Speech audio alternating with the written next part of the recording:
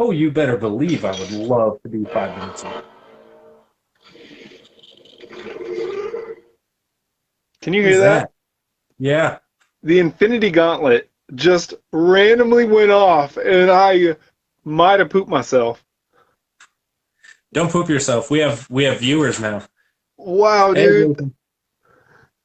Oh, thank God you heard that, because Oh no, I yeah, heard it. I heard it. I yeah, heard it.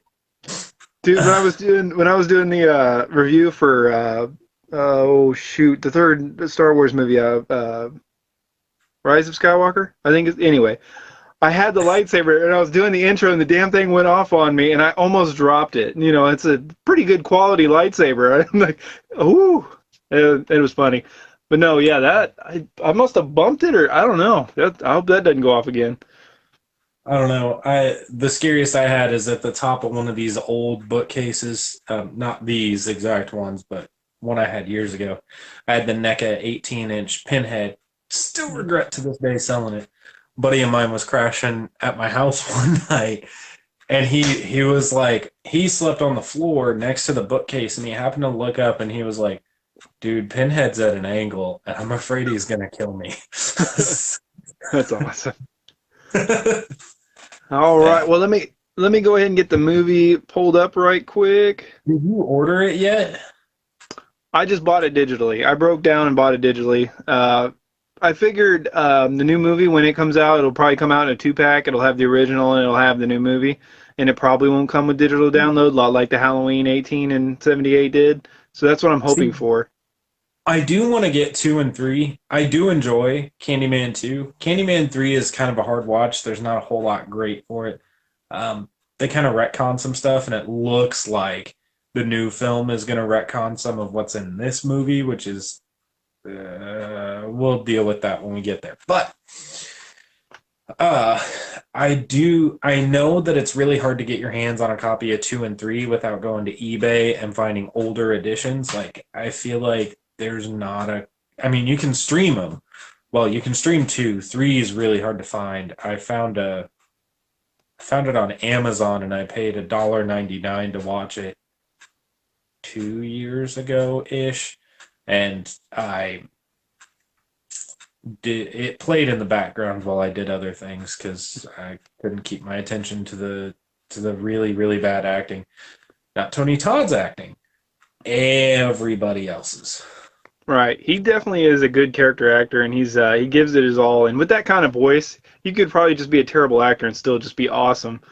Um, but I yeah, mean, so you know my favorite actor is Arnold, so I mean, yeah, I love Arnold. Arnold's fantastic. I mean, but Arnold gives it all in every single movie. Like physically, like that dude is there to work. Like he has a lot of fun, but he's there to work.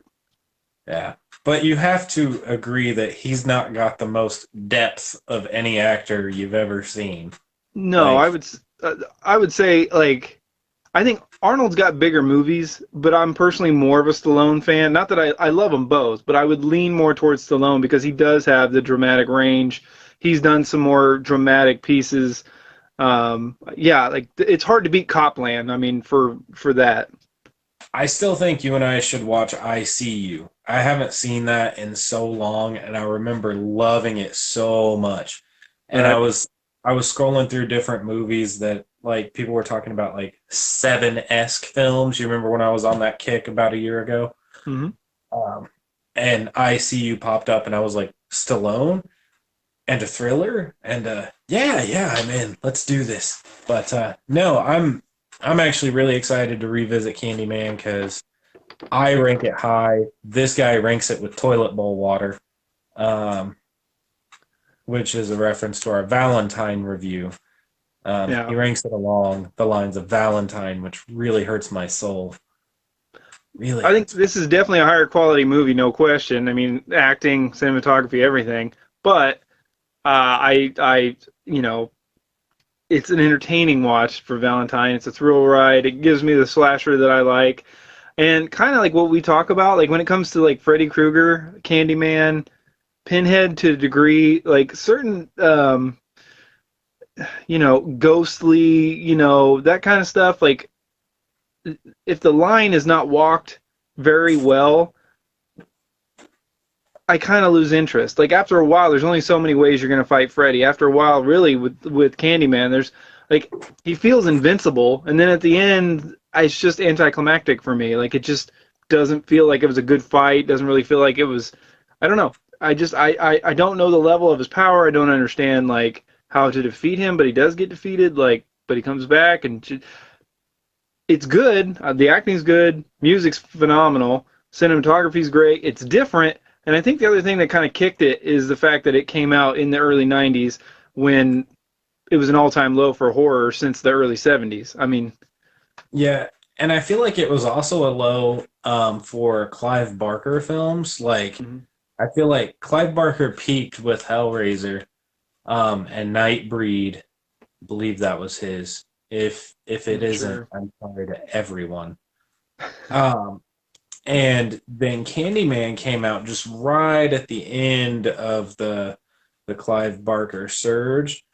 But arguably, this is on par, and in my opinion, and this is going to make a lot of horror people mad, I think it's a better movie than the first Hellraiser. Do not get me wrong. I love Hellraiser, but something about Candyman, it just works. I grew up in an inner city, so I feel connected to the setting. Um, I I like the characters. I like the idea of literally losing the time. Like all of that is so much more relatable than I played with a box because I like pain and pleasure. Yeah. Yeah. It it works in so many ways for me personally that I find it to be a more enjoyable view than Hellraiser. Yeah, I would agree with that absolutely. And I like Hellraiser. That body gore is amazing. Yeah, I mean, yeah, it's the first movie. You know, we got to give credit where credit's due. Clive Barker, he helped keep horror alive. And I mean, in 1988, I believe is when the first Hellraiser came out. 88, 89, 87, somewhere in there.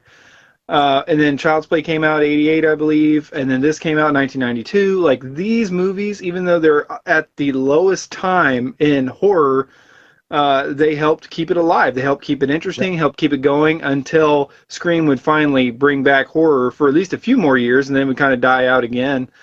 Just because they, you know, that's. But the same thing happens. You had the slashers of from Halloween, and then you had all the Nightmare on Elm Streets, all the Friday the 13th. So you do the very similar thing and beat it to death. And then this is the same thing. You do the exact And same thing to Scream to the 90s, and you beat it to death. they did it. No, no, no, that's not it. Hold on. And they did it with this too. I mean, this is a 6 film set that doesn't even include the last two or the first two. And majority of these that are listed on the back of this, I don't know if anybody owns it. Majority of these were not intended to be a Hellraiser sequel. The only one that was. Was it? If you're watching this, you all should know it's a rough watch. Yeah. And I don't own it, but I want to own it to complete my collection, but I don't want to pay money for it. It's a rough spot to be in. He even found it for like $4 and was like, "Hey, you want it?" I'm like, "No, I'm gonna save my money." Right. Right. Well, all right, guys. Well, let's get this started. We got the 1992 Candyman, directed by Bernard Rose, starring Tony Todd and Virginia Madison, by the demented mind of Clive Barker. My movie is 1 hour and 40 minutes. Caleb, is yours about the same? Uh, please hold.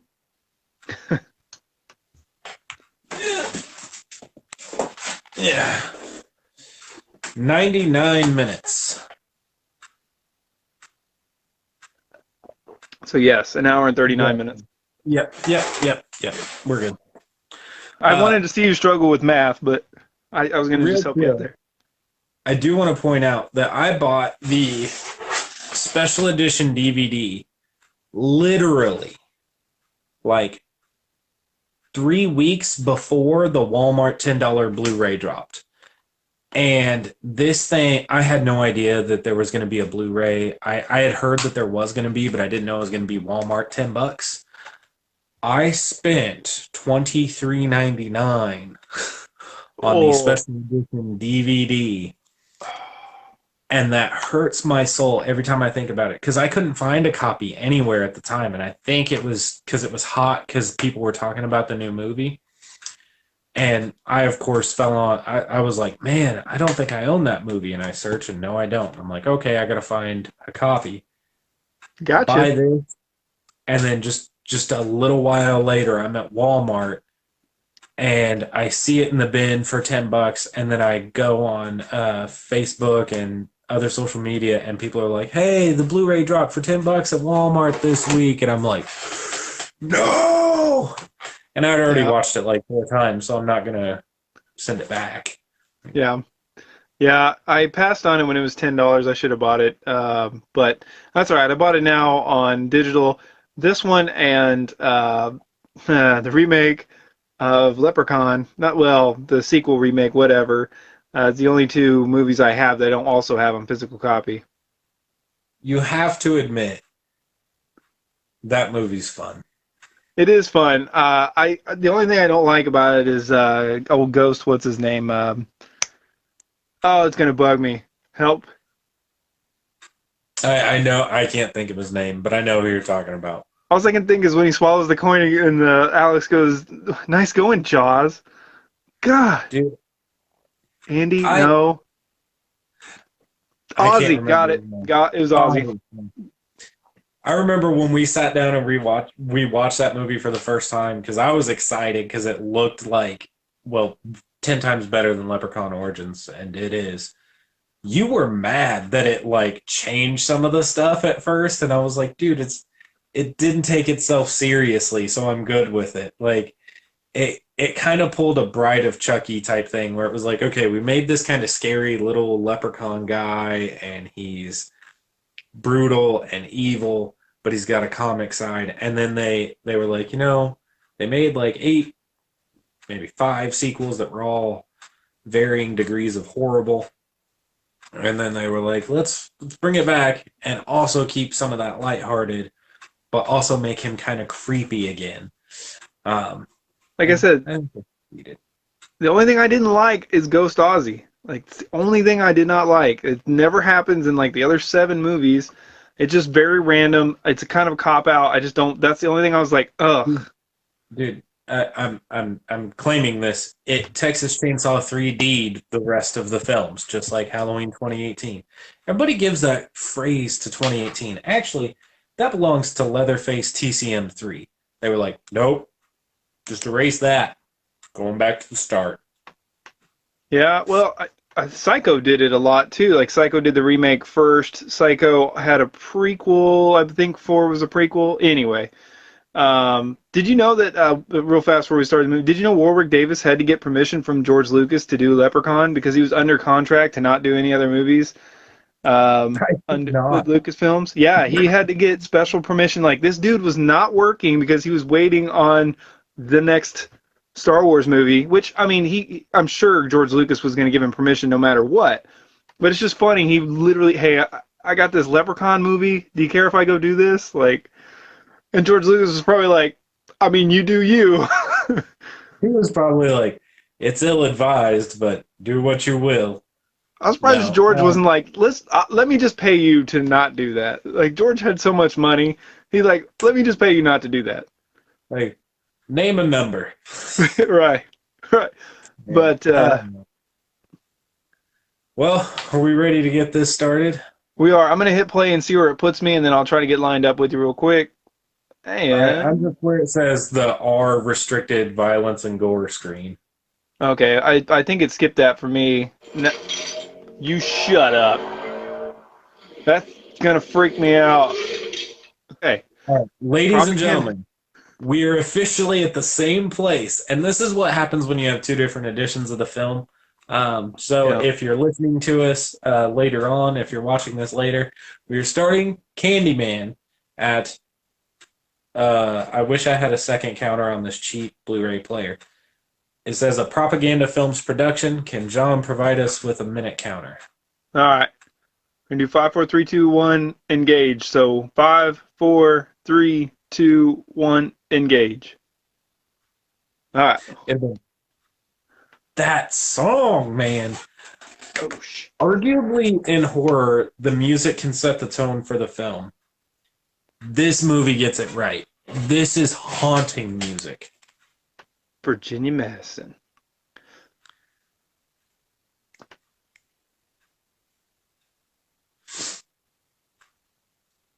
Like, that is one steady helicopter.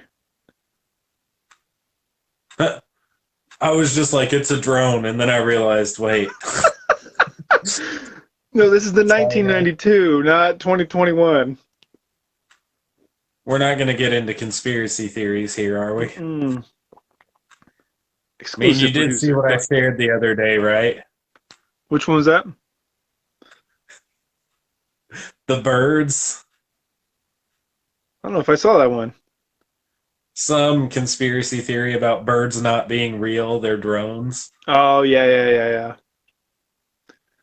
Just. Anyways, back to the movie. See, there you go. That's how you do a remake of The Birds. You actually do drone birds, and like you attack homes in the But then all of a country, and sudden people don't believe it.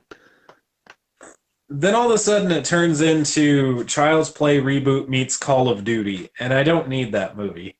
It could be fun. It'd be like a summer blockbuster like Battleship was, or something like that, where you literally go to eat popcorn and not pay attention to the movie. Yeah. That's what I would do. Just, God, his voice. What is blood for, if not for shedding?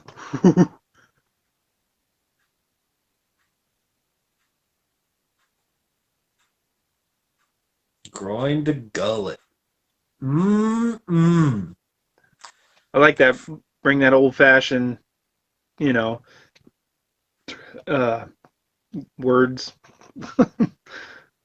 Old-fashioned words. Words. Real quick, this shot with like the old school CG where it's supposed to look like a wave of bees somehow doesn't look bad. It just kind of looks like smoke.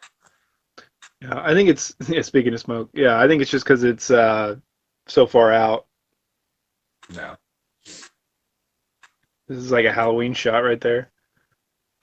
Mm-hmm. She's babysitting. Dude, that girl's easily mid-20s.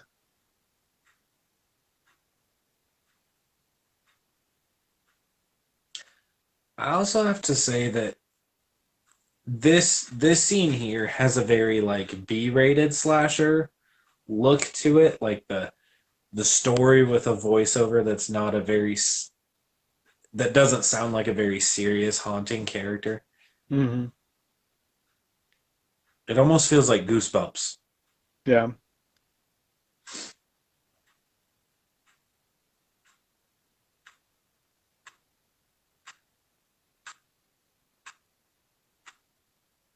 I'm No, sorry, but he and no, her, not attractive people.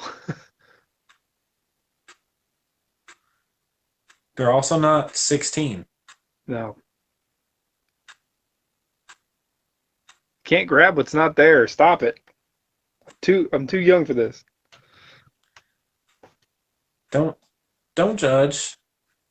People do what they got to do. Oh, the camera perfectly like zoomed in on it just to cut it off in time. I have a surprise for you. It's death. Yeah, I have a surprise for you. Death Go comes here downstairs. tonight, Sheriff. Death comes here tonight. Everybody popping in. We are watching Candyman. First appearance of Candyman. And the ceiling just started bleeding red.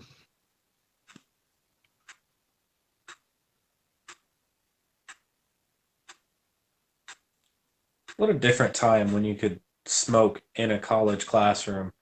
As an ex-smoker, that would have been awesome. Yeah. But we also, what a time where like you could kill a baby and like just, it's nothing. Yeah. Like, I mean, they didn't show it right there, but Candyman is vicious. Like Yeah, if you really took the gloves off and like there's a lot of gore in this movie, but if you yeah, really pushed it, oof. I mean, him and Freddy, he's very similar to Freddy to me. I mean, the level of powers and intensity and the voice, like, he's not funny. He's more tragic than Freddy because Freddy was what he was. oh yeah, yeah, yeah. But I feel like had Candyman launched a little harsher, maybe stuck the landing a little better with the sequel, we would have seen um, him take on that kind of Freddy icon status.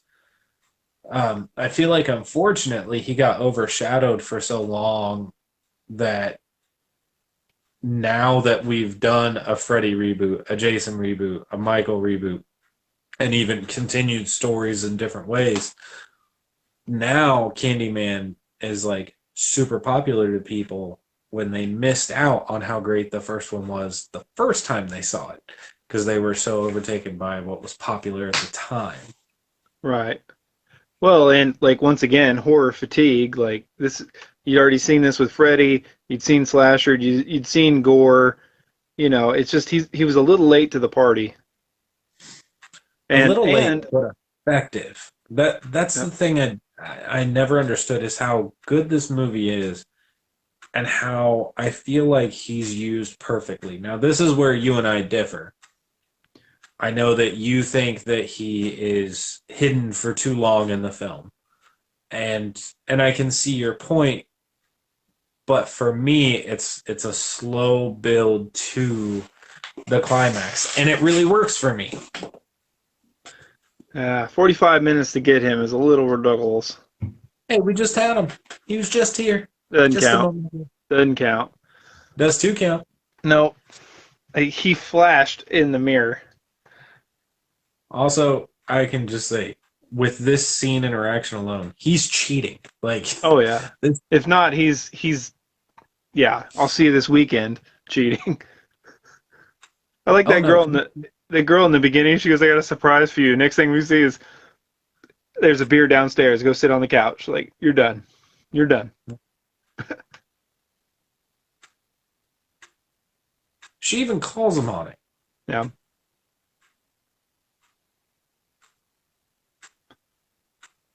This dude is not attractive.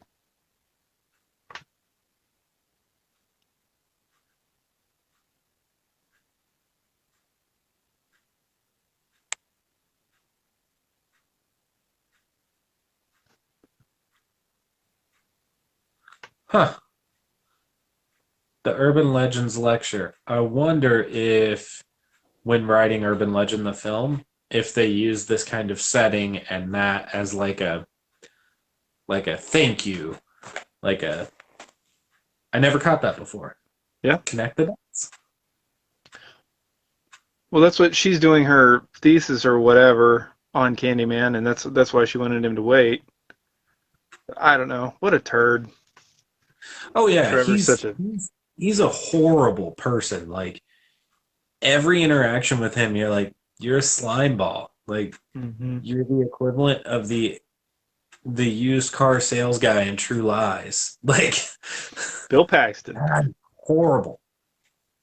We should cover True Lies one day. What a That, good movie. what a phenomenal. That might be the best action comedy romance of all time. See, It'd be yeah, yeah. I don't know.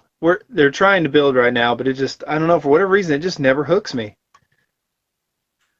For me it does because she was somebody who wasn't supposed to be interviewed.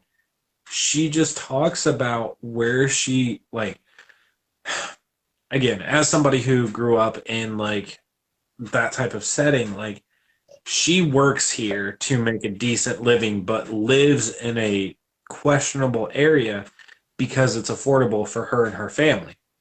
And because of that, she's got this knowledge about the lore of Candyman. Now, this film goes on to discuss two versions of Candyman, one being a drug dealer, the other being Candyman, the urban legend. And I think that's what makes this work so well is she gets to go through the drug dealer and the actual urban legend. Right, yeah, that drug dealer scene's awesome. Yeah, the other thing I think is I just don't I buy her as like a detective, but I don't know, I don't buy her as a college student. I don't know why. She just has too mature, she's very strong. Not that college people can't do that. Dude, I just don't buy her in this role I either. can. I can. I mean, like while I was doing my bachelor's, I was the youngest person in the room, and I was like 24, Yeah. so I was still a little bit older. Yeah, but she looks like 28 right there. Still, like I said, I was the youngest person in the room. The average age in my courses was probably mid 30s. Huh. Hmm. Yeah, I don't know. I don't know. Personally, if this was a perfect world, I would go back and I would go all the way through my PhD in sociology and I would use that to teach. But it is not a perfect world, and you have publish or perish, and the Midwest is not a great place to fight for sociology professor jobs. No. Dude, I It's will say like I mean, I feel like the one thing about this movie that is like not debatable is the music is phenomenal. Like it's to build it's tension, so the background. there's so few songs in horror that are used in the film as a method to calm, build tension, build excitement, and scare you. And the music here is perfect. hmm It also insinuates like different levels of class, and just how like yeah with the drug dealer building that tension and everything else. Mm-hmm. But yeah, music's phenomenal.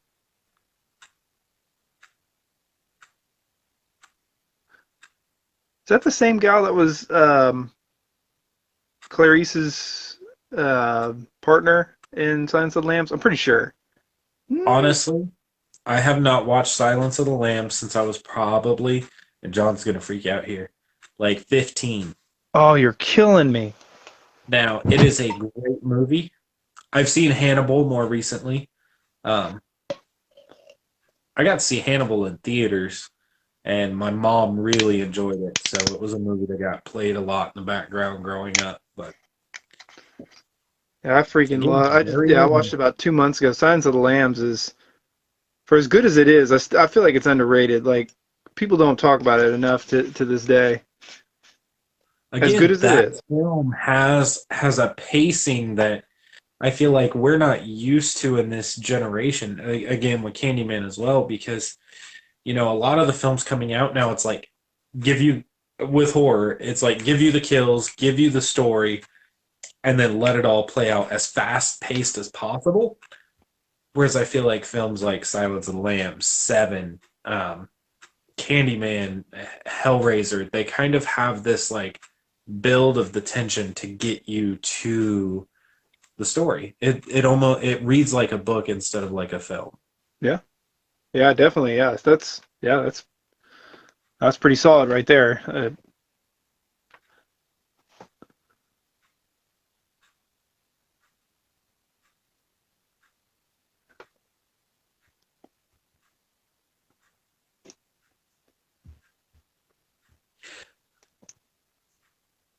They do a really good job, I think, of showing um her slow draw into insanity. Like from anybody else's perspective, she went crazy and started killing people. And she even questions it. That I think that's something that's just awesome. Like I feel like movies now wouldn't stick to that. They wouldn't hold to it. They would just kind of make it. I don't know. Okay, I'm wrong. The Invisible Man did it. That's a The good Invisible movie. Man did a very good job of it. That's a phenomenal movie. I And I will feel say like though that like every time that movie needs to be mentioned, somebody needs to say something about Hollow Man because Hollow Man is a solid movie. I haven't seen Hollow Man since it came out. For Kevin Bacon films, my personal favorite is Stir of Echoes. Um, I still need to watch that. God, I've had it on DVD, now I bought it on Blu-ray. Someday I will watch it. it's a fun film. So is she in her getting her master's or her I doctorate? I don't. I think it might be. I don't know which one it is. Okay, because she's not getting her bachelor's. She's too No. driven, and this is something deeper than just some little project. This has like a Yeah. thesis or something like that feel to it. See, once again, that operatic kind of music right there. Once again, that helicopter keeping up with it. She got a mace and a taser. Taser's huge.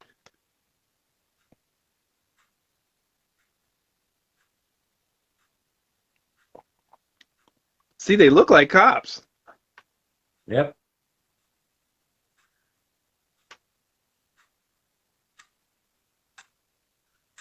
Yep.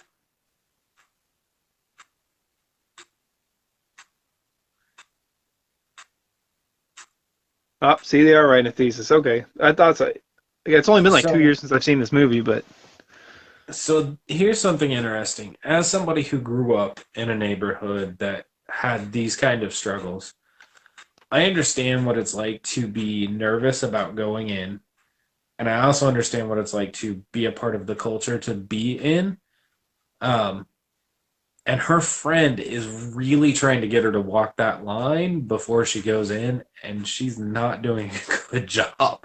right. Like when you're going into something that is as harsh as this neighborhood is portrayed, you have to be able to portray yourself in a way that is relatable to this. And I think that that's what makes this so unsettling, as I think people who have had experiences in neighborhoods like this can see that.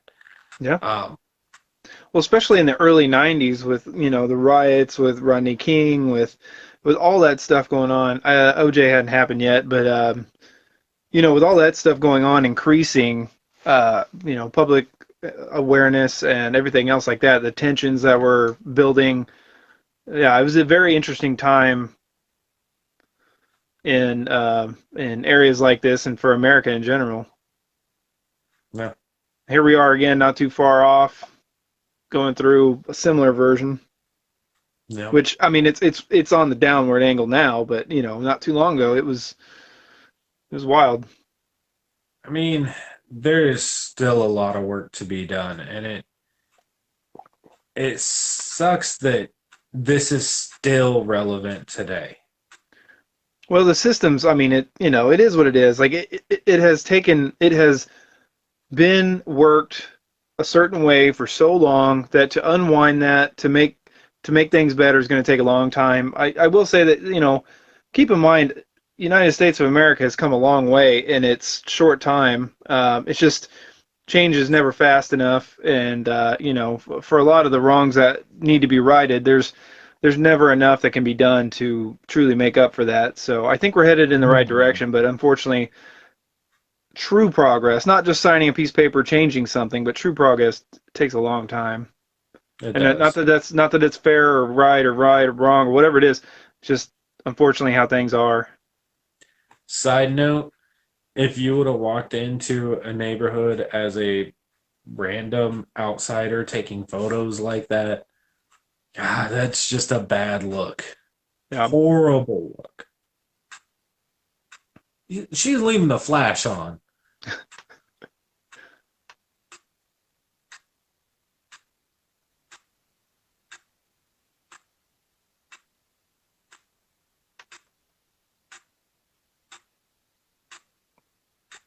I'm a little ahead of you because your flash went off after mine. Yeah, we didn't time it perfectly, but we've tried. Yeah.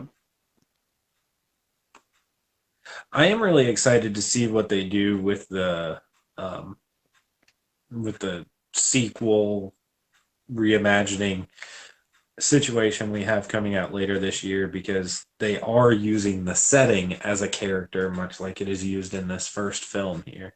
Hmm. And I'm really, really, really excited to see that. The thing that's interesting with this movie is the fact that it kind of has like Bram Stoker's Dracula, like a love through the ages, kind of a thing, and that's kind of an interesting angle. The other thing, like I said, is knowing the limitations of the powers for whatever reason is important to me. I just like to know what I'm dealing with, and I like to know the rules of the situation. This movie doesn't give you a whole lot of rules. I mean, I have no idea, you know, I think like that's also what makes a horror film scary, is like, if you think about it, going to a Freddy movie that was going to come out around this time, you would know. Going to a Jason or Michael or Leather, like, but this, you had no idea. right, but like in it they figure out that if they take away the fear, if they believe in like the battery acid or the silver earrings, in Nightmare on Elm Street, she figures out she can pull him out of the dream and hurt him in the real world. That it slowly builds to how you can at least defend yourself. Not that you should win or anything, but I don't know. I like the idea of being able to stop the killer. Otherwise, it comes out. Have you seen It Follows? No.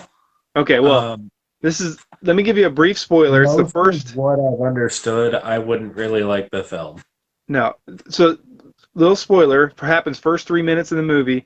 There's a gal that runs in circles and then she runs away. She goes to a beach and she just sits down there and waits. And in the next scene, you see her folded in half. She just like stops running because you can't do anything against this thing. And so she's finally like, well, I'll just sit here. And that's how I feel in certain movies like this. Like if you can't get away, I mean, it's in every human to delay our own death. We know we're gonna die. We work out. We fight back, fight or flight. Like it's in us to preserve our own life. But to a certain extent, when you're this freaked out, when you're this scared, when you're this, vulnerable, I think some people, me included, would probably just sit down.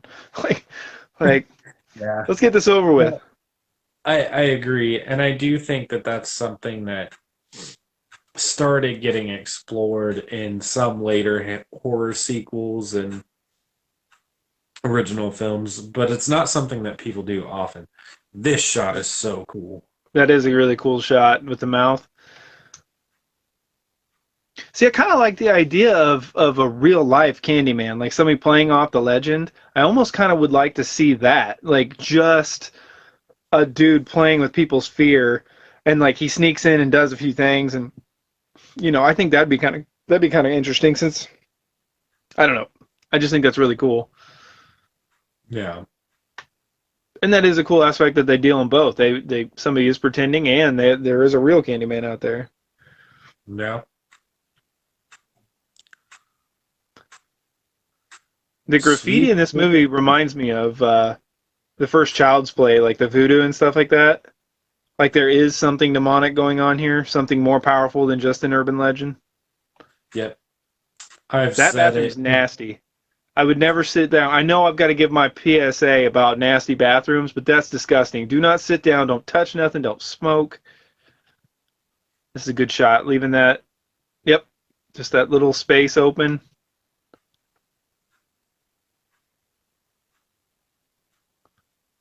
Help Yeah. me out of here. I don't want to touch nothing. I Somebody died in that fully bathroom. agree. I think I mentioned that in our review of Candyman the first time. Yeah, it 100%. This and the first Child's Play have a lot of similarities with Mhm. the cinematography, with the kind of long shot angles. The lighting. They're eerily similar. Yep. I'm not sure what she's in, but that gal's in a lot of stuff. I just can't place it at the moment. That scene with that gal in her apartment, woo-wee, that's when the movie goes next level. Yep. and I'm really mad that I already know a spoiler about the next movie, and it wasn't hard to figure out, but I don't when know. I you're didn't watch it. I didn't watch the trailer. I'm not gonna give it away. I just want to say when you're making a film that's going to follow up the original, and you do have a couple of twists, there are some key things you can do to not give them away. Number one, don't report it all to IMDb. Just don't, because they're going to publish it the moment they have it. Number two, if your dialogue is going to give away the big twist, do not put it in the trailer. Don't.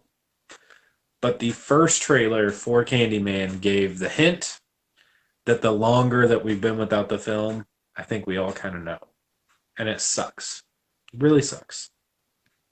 Yeah. But I'm See, I totally think I studios ought to give trailers to the directors. Like have the directors do the trailers. Like they can do a movie, they can do a trailer. That way they know, you know. yeah. That's why I haven't watched the new Kills trailers. Like I know there's a lot of loose spoilers. Like a lot of things you'll know with like certain kills are coming and stuff like that, but I don't even want to know that. You've got my money. I want to enjoy the movie without knowing a lot about it. And even just listening to a couple other YouTubers, you can't hide from it. Like there's just some things you're going to hear. Yeah, no, like that's why I gave in to the Halloween kills because honestly, it's not Halloween ends. I know that there's going to be a body count. I know that certain characters are probably going to get it. Like, so I'm not that worried about it. But with Halloween ends, I might be a little more picky. Just because Especially it's now like, that it's a year later or whatever they said it at. honestly, I kind of wish they would have released them both this year. Just like, you know what? We'll sell you 2 movie tickets this year. All right. Right. I'll Yeah, go. had they shot ends like they were supposed to last year. Yeah.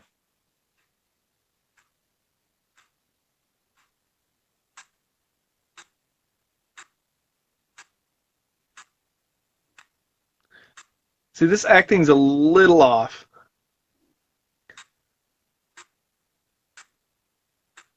Like she almost played it like she was in a soap opera. Just a little oversell. Not bad. I mean, it's not bad. It's kind of this is I don't know. This is very 90s. Like a lot of the cinematography, just the acting is very 90s. It's almost like going back and watching the original Psycho in the 60s, and they're still using that acting, that radio acting. Oh, honey, it's good to see you today. Like that very bouncy kind of acting. Like but it takes me a few minutes to get used to it. But once I'm used to it, I really love that original Psycho. Yeah. This whole like pompous this is part of why I didn't want to keep going in education is there's a lot of that. Like I feel like no offense if you're in education like through PhD and stuff like that, but I felt like a lot of the contacts that I was supposed to make to keep going were like just too full of themselves about knowledge and it just made the experience so much worse. Hmm. This whole scene is filled with that. Be humble. Like, why is that so hard? Right. So here's my also question. If he did a story on Candyman 10 years ago and he knows the lore of Candyman in the Mirror 5 times, he must have done it. Like, why is he still alive and everybody else gets it? Yeah. But yeah, the 1890 Son of a Slave.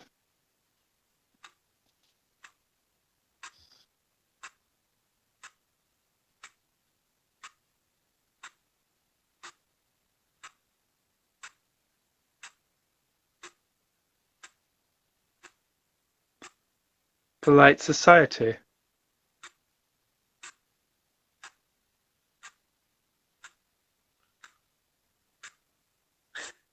I don't know why, but he just made me think of the hunter in the pest. Yeah, yeah. See, I like how they made him an artist, Candyman. That kind of adds to the graffiti, to the artistic angles of this movie. I don't know, it's just a nice touch. Yeah.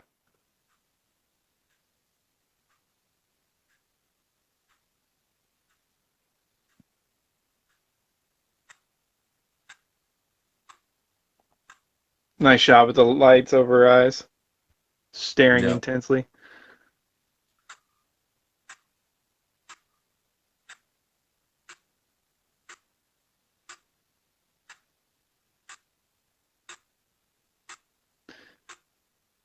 She would already know this, right? I would think. Unless she couldn't uncover certain things, maybe. But if he And already maybe published this 10 years ago, I mean, I guess computers aren't really as big a thing. Like, it's probably harder it to would have find. been But I would have. books. But he said he published it 10 years ago, so I'm just surprised she didn't find it. Yeah. Stung to death by the bees. How many bees does it take to kill you I don't know, but I heard if he you're not got paid allergic? $1,000 per bee sting for this movie. So Yes, he did. Way to go. And he actually put bees in his freaking mouth. he's Like, like, "Yeah, I'll do it, but 1,000 per sting. That's odd." And they paid. yeah. Well, and throughout 3 movies, he got stung 26 times. Holy cow. That's $26,000. Like, you could sting me all day. Yeah. Like, you could sting me once a day for the rest of my life. Yeah. Oh, excuse me, everybody. Sorry. And now she's back Oh. alone.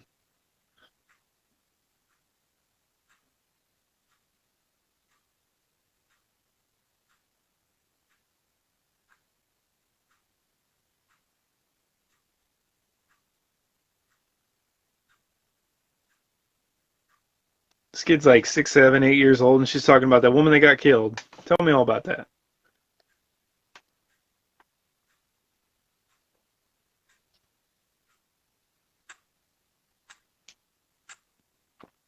Stop saying Jake.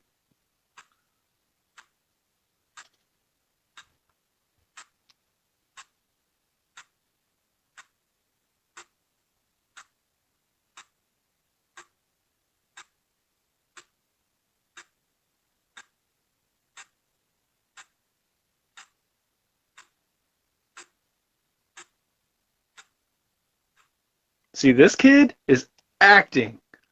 For his Yep. age, give him a gold star and a cookie.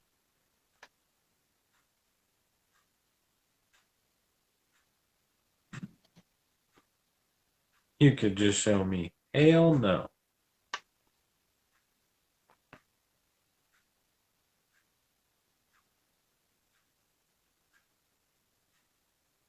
That's all. Can I get $5? Candy cigarettes. Can I get something? Some fun dip? Some Dungaroos? Give me something. God, do you remember Dungaroos? Oh my God. Yeah. I think they came back for a little while. Mm, fun dip, so good. But I will say that that nasty sugar stick thing, I never liked it. I was just stuck my finger in there, which is disgusting nowadays. God knows where that finger was before that. But that stick thing was gross. Real quick. It's a trap. Right.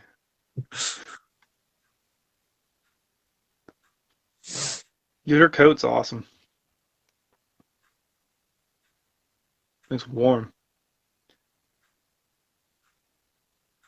Oh, 92. Mhm.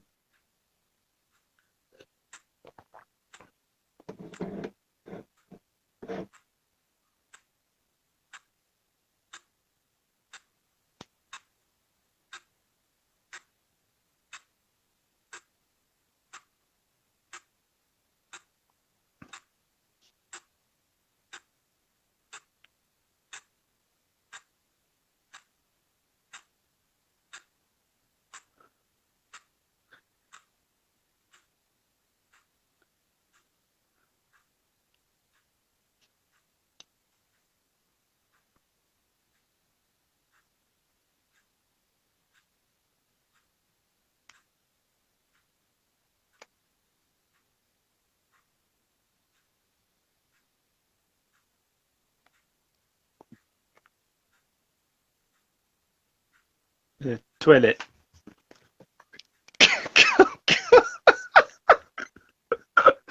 Can't fix that. Better off dead.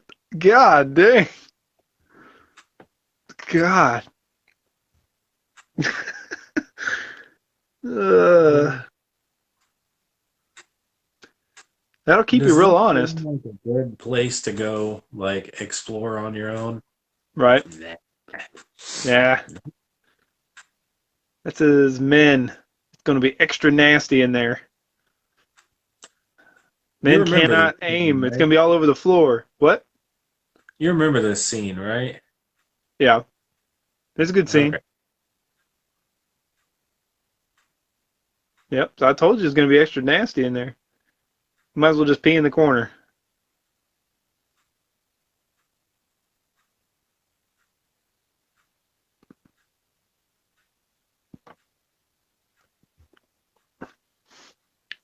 What's she looking for? Poop on the floor? Looking for the murder scene? Uh, Sweet in high Steven? definition, you can tell that that's actually poop. Yep. I didn't know if that was blood because when I watched this for the first time, in DVD, I couldn't tell. But yeah, that's poop. I can tell. Can you tell? Okay. Oh, and that's poop on the ground right there. It's poop everywhere. Get out of there.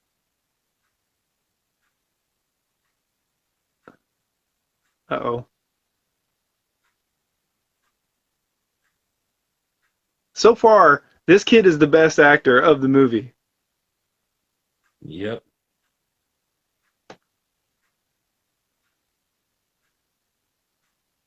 What's she taking pictures of? I've been gone. All you need is like 35 seconds in there and get out.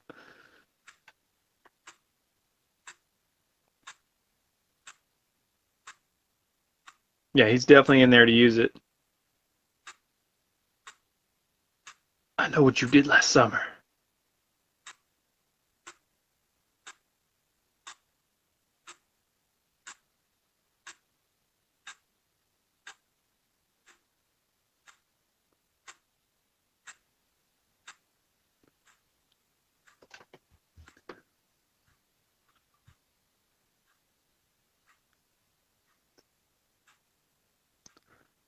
So it's good stuff, man.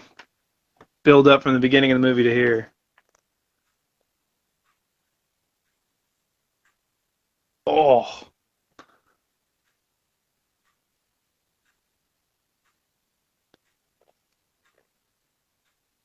the blood spray was awesome. Yep, just enough to like cut away and know that it did damage. Buddy, look at the comment.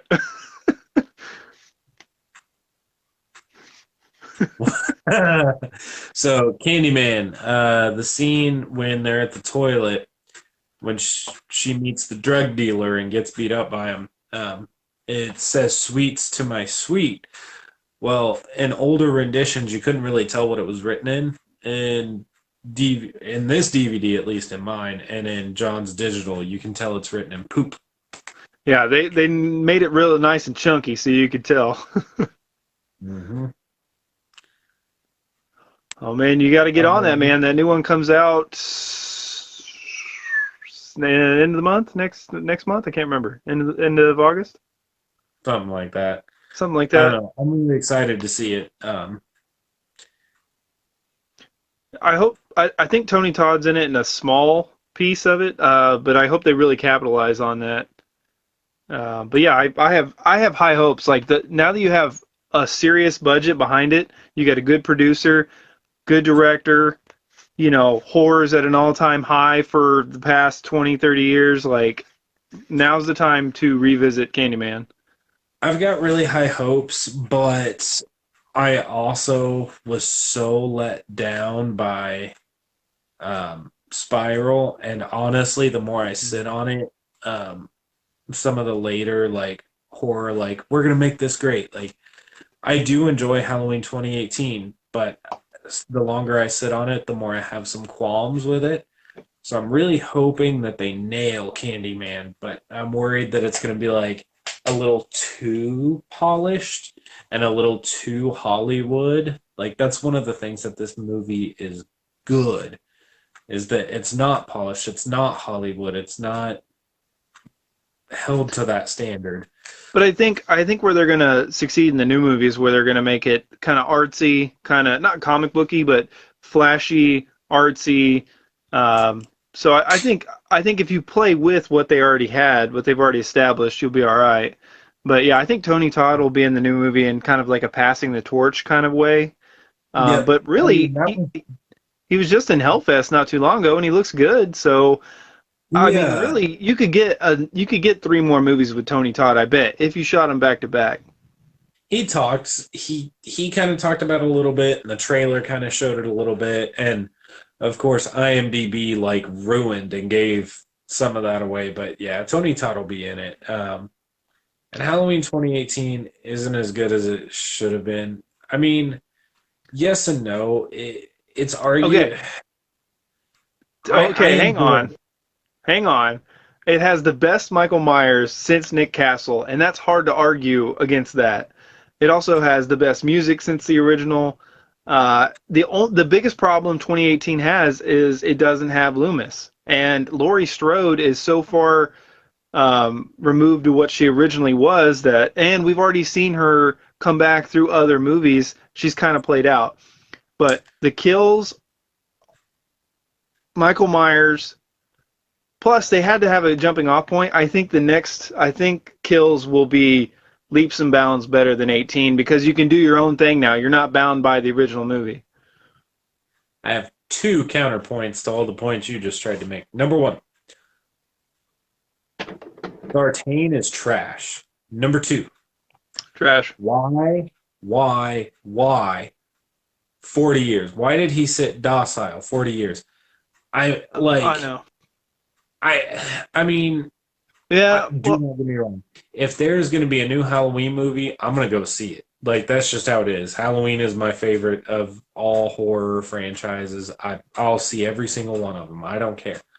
But I do think that it capitalized on modern horror and it worked in ways and it didn't in others. yeah. I don't know.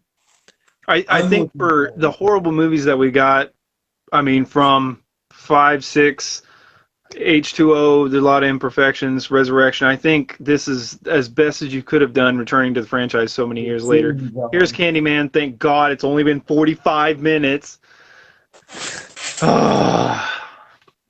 Dude, this is creepy. The echo in here is phenomenal. With his voice, he lingers on that Helen. Uh-huh. Super creepy. Yeah.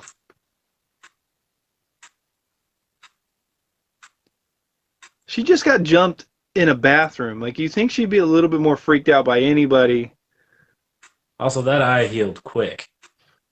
Okay, I love H6, but it's garbage. I love it, but let's be fair. I Michael love it. did Michael did not have sex with his niece and have a baby. Michael is not controlled by a cult. I love aspects of it, but it's garbage. I like Paul Rudd in the movie, but his acting's terrible. Like, John and I have argued this many times, but when you walk into a franchise and somebody says fix all the plot holes, and you're also kind of a fan, and you got to do it in this much time, and the last movie was like, there's a dude in black. Michael Myers seems to have a little more of a motive. Fix it. And they're like, and what well, was it's popular at the time? Cults. right, but right. All you had to do though was like Agents of Shield, but you had like a cult that kept everything away from Michael and protected him from custody and stuff like that. But yeah, you didn't need to do that. Hang on, sorry. This scene's so good. That stump right there with all the blood still there. He was a handsome dude. Was. He still is. He is, but like now he kind of has a more maniacal look to him for whatever reason. In his younger days, he was a really good looking dude.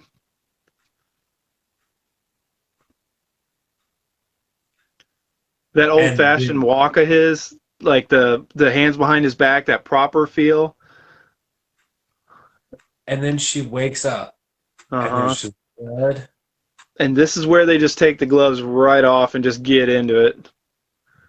Some of the best kills in the series are in 6. Very true. 100%. Oh. Which cut? Which cut? Which cut? Which cut? Which cut? Theatrical. Theatrical. Everybody would say theatrical, I would assume.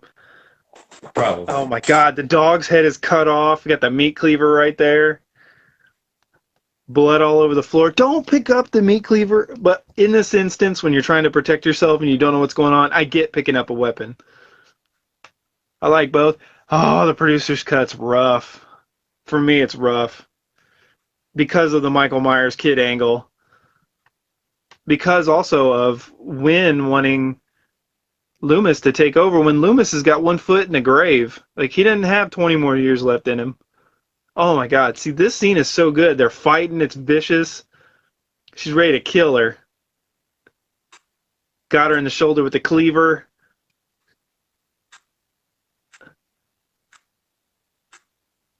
Oh, you're screwed now. They Yep. got you It's for attempted murder with that cleaver. Then and the actress in this scene, she really did play distraught really well there.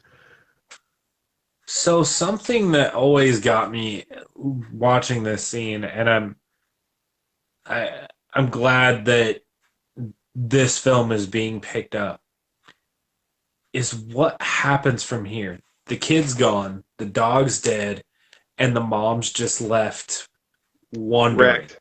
Mm-hmm. Dude, yeah, the best mask in the series, 100%, Jason, you are right, man. That mask and the gray with the black undershirt is phenomenal. I Love, put it love, love it. 3 or 4, top 3 or 4.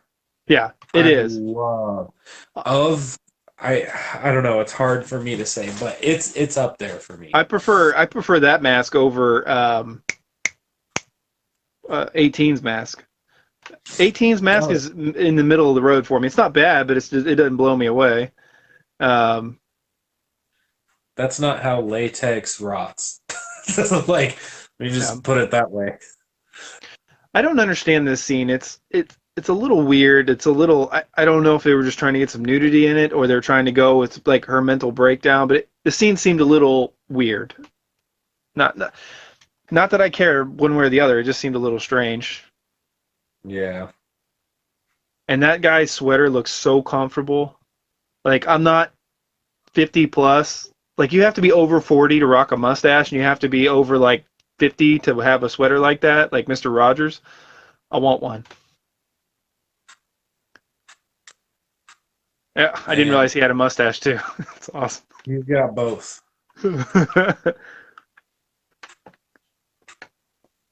But no, I do like H6. I just when it's it's everybody's fault and nobody's fault all at the same time. Everybody pushing different directions. Joe Chappelle, Weinstein's, Ryder. Everybody was messing with it and jacking it around, and Donald Pleasance being on his deathbed and dying when it was done, and then with the reshoots not being able to do it with him. Like it.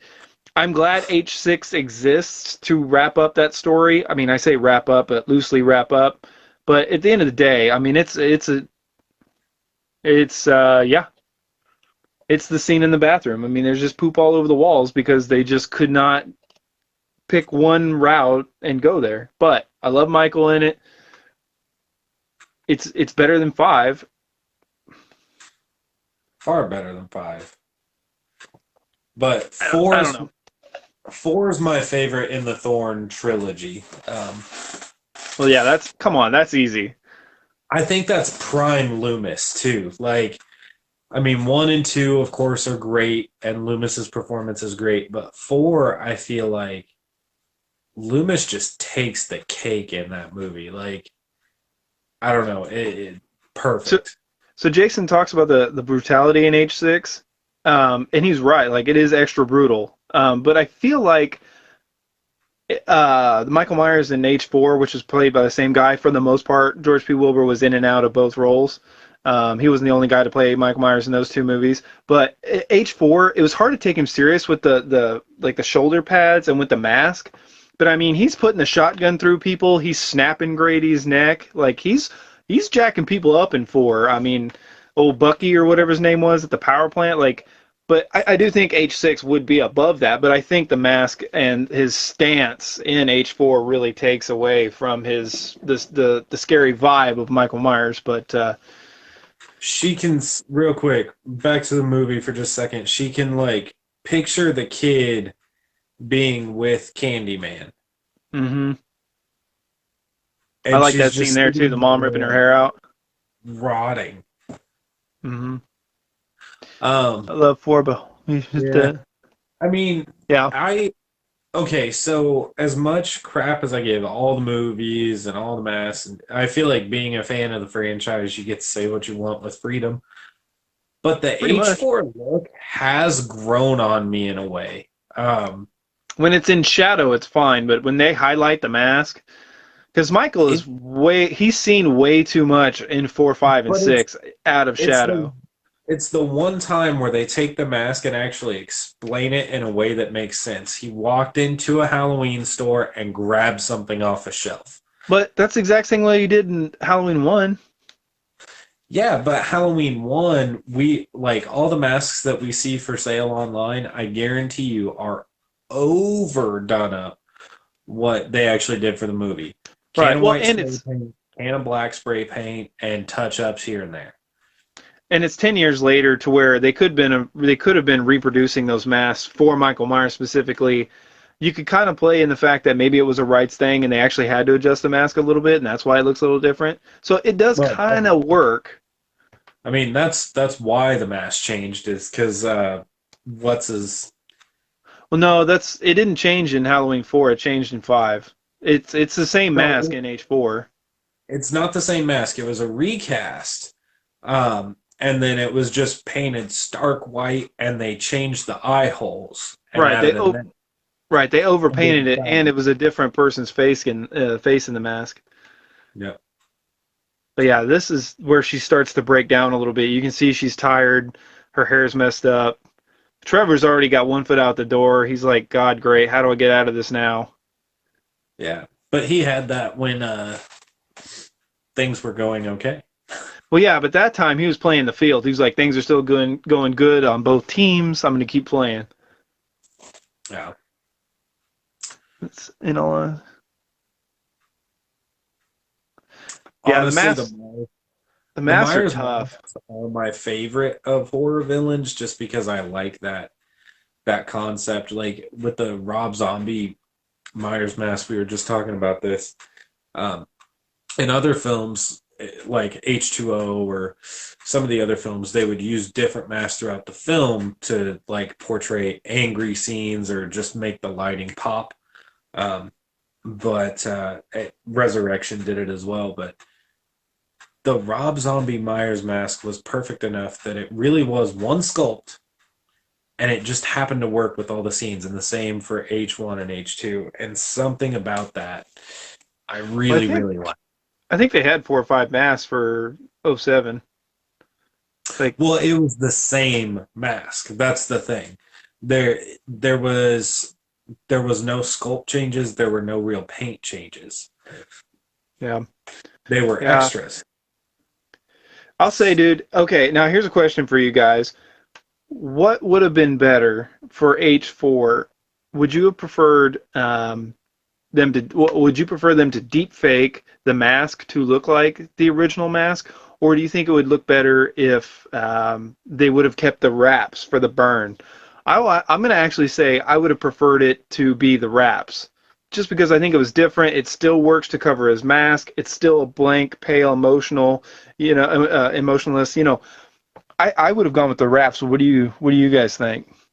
I agree. I've said that for a while. Like I think it would have worked better. He looks But at so the same scary in time, that mechanics shop when he's got that pole thing or whatever it is. I also do not take issue with him. Like, it's not my favorite mask, but it's logical. It makes sense. Right. He walked into that Halloween store. grabs the mask off the shelf and puts it on.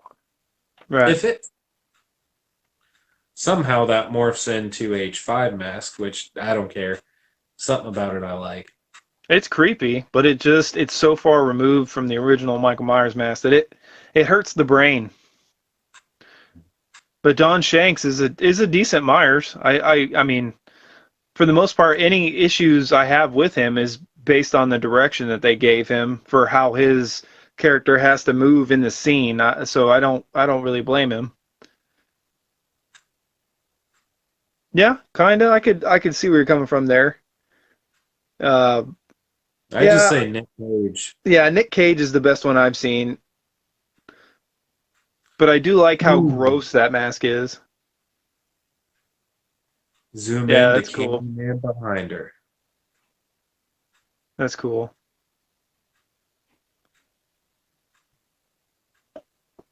I'm surprised with I everything she's feel been through that she even asked Trevor where he was last night. Like, I'm kind of surprised that mattered to her. But I mean, she kind of does need to have faith in the guy that's closest to her. So it kind of makes sense that she wants to still, believe that he's a good guy. But she kind of knows on whatever level that he's cheating or is at least interested in cheating. this like departure into madness, and I feel like it. She actually, this actress portrays it well. Like you can kind of see it on her, even though she tried to make herself up and feel better about like life on this day. You can see beneath that. Like you can Mhm. see that she is a very good emotional actress, and it's perfect for this role. That gets me every time because you're always waiting for the cabinet mirror to shut and the standard trope go off. But when that arm just comes out there, whoo. I said no, and I mean it. I don't want to be no victim. I'm nobody's victim. Grab that knife. Grab that knife. Yeah, get it. That coat is freaky.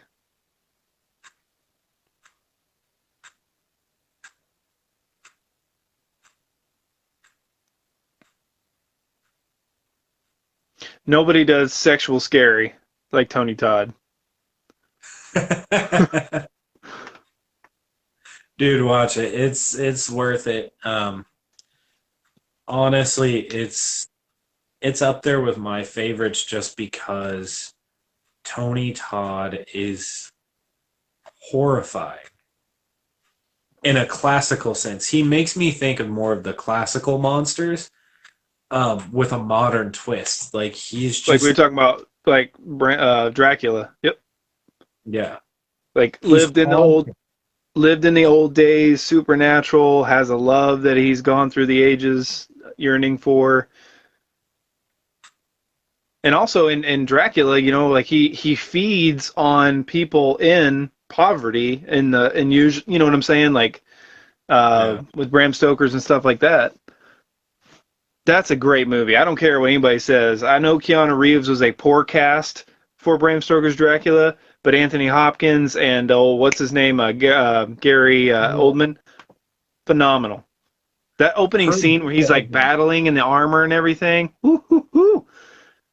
her begging her friend to leave, Mm-hmm. and her friend desperately trying to get in. It doesn't help. It just sounds like she's taking a poop and doesn't want to be embarrassed by the smell. That's what she sounds like. See, that's some good acting right there. I believe she's freaked out.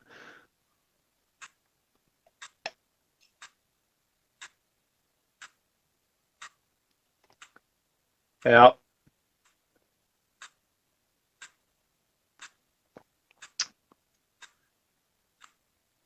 She's got a little lip quiver there, and then the rest of her body starts to shake. And then, of course, he just walks in. Yeah. And Trevor's like, okay, here's how I get out of this. I'm bouncing. I'm going to call the cops, and I'm out of here. Oh, God. It's weird. I don't have a thing with needles, but like when I see other people getting stuck, it bugs me more than actually getting needles stuck in me. I don't know if that makes sense, but Yeah.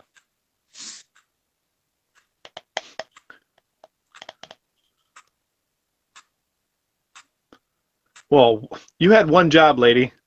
Keep her down on the bed.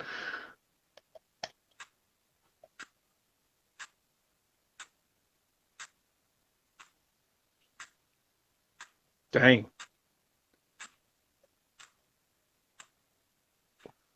I mean, I feel like What, this what's another movie you haven't seen in years? Another movie I haven't seen in watched in years. Dracula, Bram Oh yeah, Stoker's yeah, yeah, Dracula. yeah, yeah, yeah, yeah. Great movie. I think it's out on 4K. I've been meaning to buy it, but I have a stack of movies. Like I just went to the pawn shop today and bought like I think 8 movies. Yeah, yeah. Dude, Dracula, man, so good. I have the DVD two pack with that and Robert De Niro's Frankenstein. Yeah, I've got both of them separate on DVD. Yeah, I don't, I don't, I don't think you would need Dracula on 4K. I think DVD's fine, but I don't Yeah. know. It is an artistic movie, but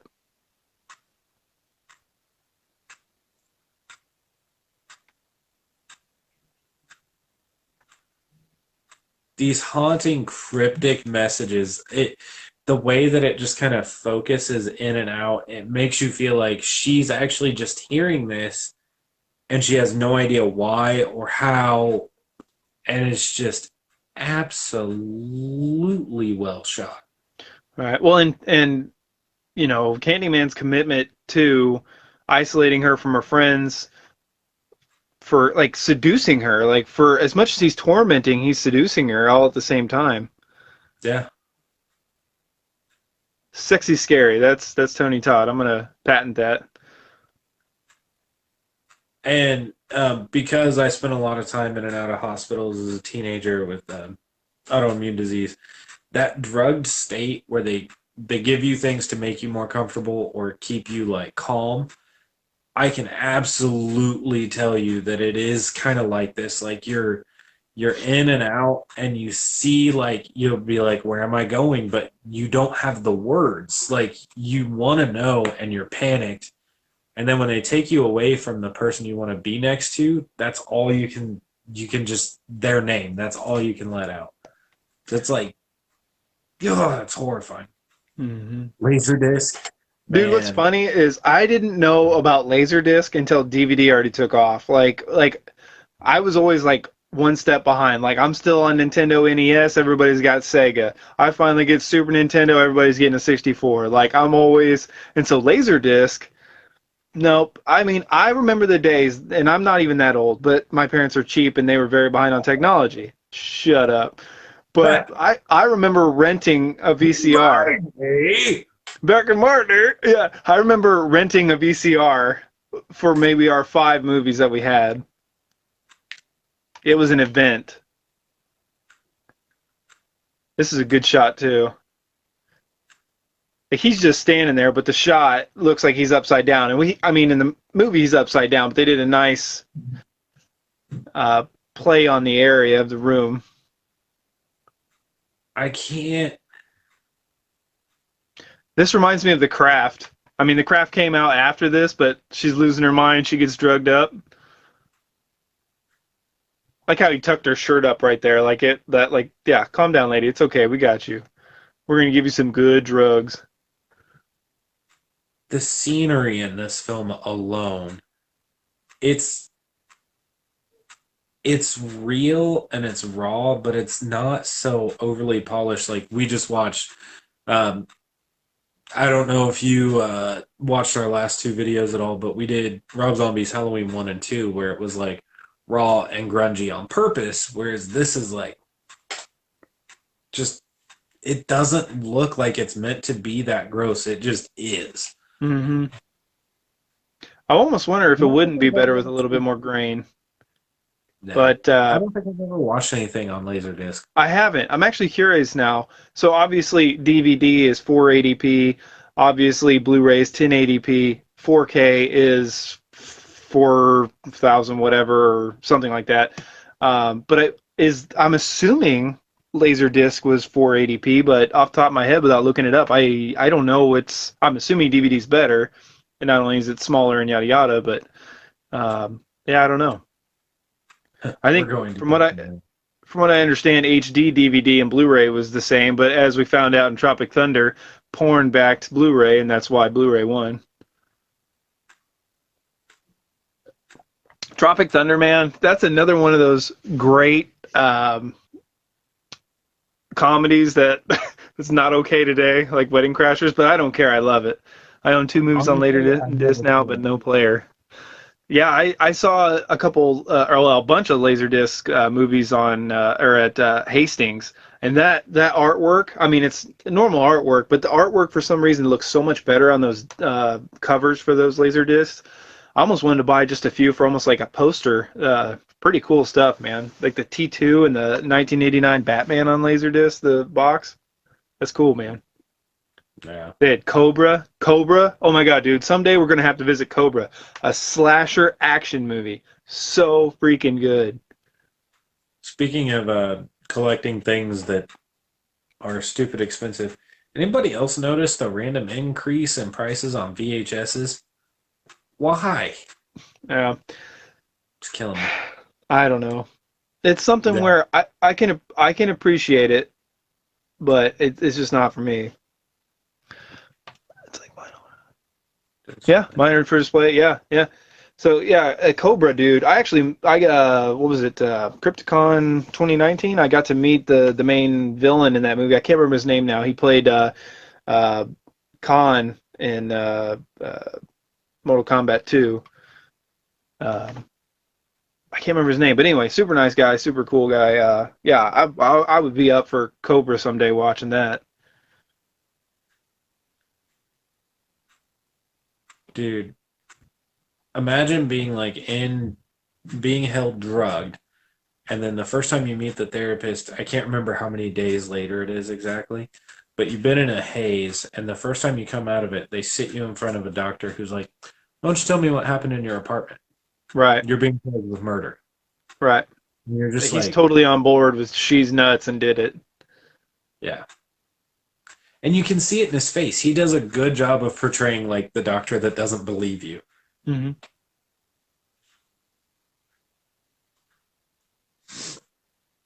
And that makes it haunting as well. Like she's watching herself freak out when he was levitating over her. Dude, that's probably her best acting in the whole movie is when she's tied up to that because she's selling it.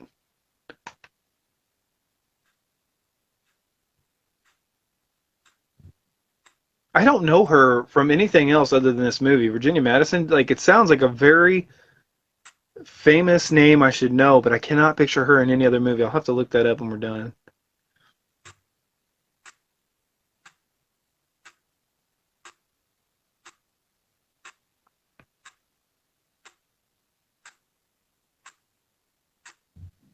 But you are. Right. She's still not willing to admit it. Yeah. Yeah, we did. Personally, and I said it earlier, I think John agrees with me here. I love Hellraiser. I even love most of the sequels.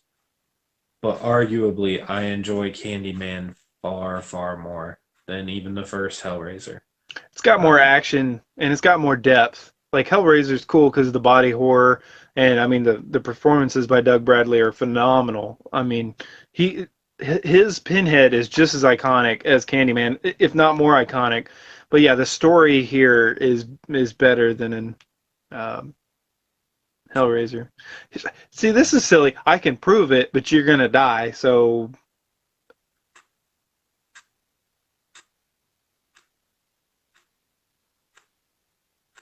and in three, two. yeah, I can agree there. Pinhead is more interesting than the movie. I always, and now I've only seen one and Lateral two is more and interesting bits of than the the rest movie. of them. But I will say that I do feel like Candyman's never lived, or Candyman, Pinhead's never lived up to Only his full potential. That right there, Candyman just comes out of nowhere right behind him and sneaks into frame and just wrecks him. Really murders him. Groin to gullet. Mm-hmm. I think that was more sphincter to gullet, but whatever. Groin. Backhand. Yeah. And then he sets her free. And it's like everything he's done to like make it so she is the bad guy. Mm-hmm. And the way he exits out the window is very like just intense and straight. Yep. It just makes him seem almost like a demon, like an angel almost. Just the way he exits with his, you know what I'm saying? Like he almost had to curl in to keep his wings in almost. I don't know if I'm reading too much into that, but it's the coat too, right? The coat makes him look bigger than he is, and yeah, it's just there's a lot of good subtleness to this movie. Oh yeah. Um,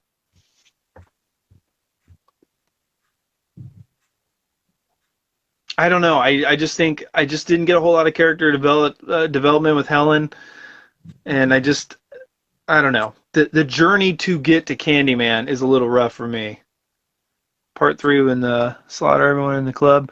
See, I need to see three because a lot of people say that Hellraiser 3 is very underrated, and then they say Bloodlines and Inferno are very good, but after that they say it just tanks. Um, but 3 for me is too Hellraiser 3 is a little too 90s for me. Like 90s kid, but it looks like it was made for HBO in like 1992. Like there's some hard. I mean, like one of the Cenobites throws CDs. It did not age well. hey, we're But still buying DVDs. yeah, They could have and been DVDs. You don't know. They could have been it's Blu-rays. no. He played music too. It's. Oh, did he? I mean, Okay. it's rough, but it's more slasher esque than any of the other ones. I knew that was coming. Uh, he's goofy. Like the first time I remember I sat down watching it when it came out and stuff, and it didn't bug me. And then I revisited it maybe 4-ish years ago, and I was when that Cenobite came on, I was like, no, no, no. I don't know. It's just the weird sex with pain with horror, especially in the second one where she has like no skin. She's all in the white outfit, and it's so weird and it's so quiet and lingers to let you. I mean, it really makes you feel the movie. It's a weird one. Uh-oh. Yeah, so it had to be a little while she was in there because now they're redecorating. Mhm. Oh my God, who paints the house pink? God, this is so 90s. And who has a 1990. bathrobe with a towel around your neck? You ain't Hugh Hefner. You got two women and one's in an insane asylum. Like you're not the Hef. Bro, you seen she's killed people. Run. Yeah.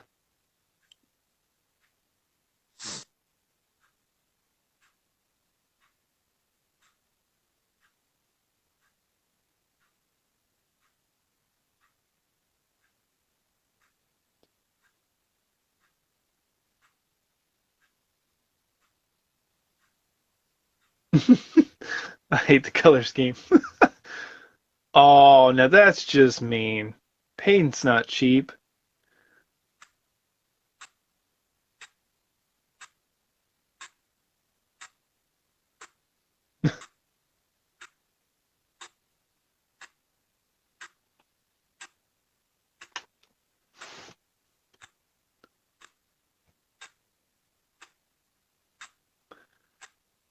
Why are you crying?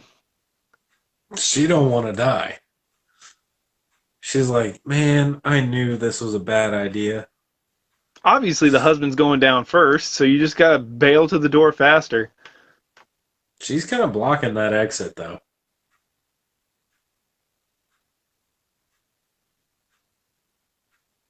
God, who paints the entire house pink?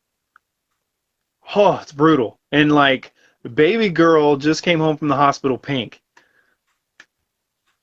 But also with a hint of like 1990s pink. Like they're It's that tone.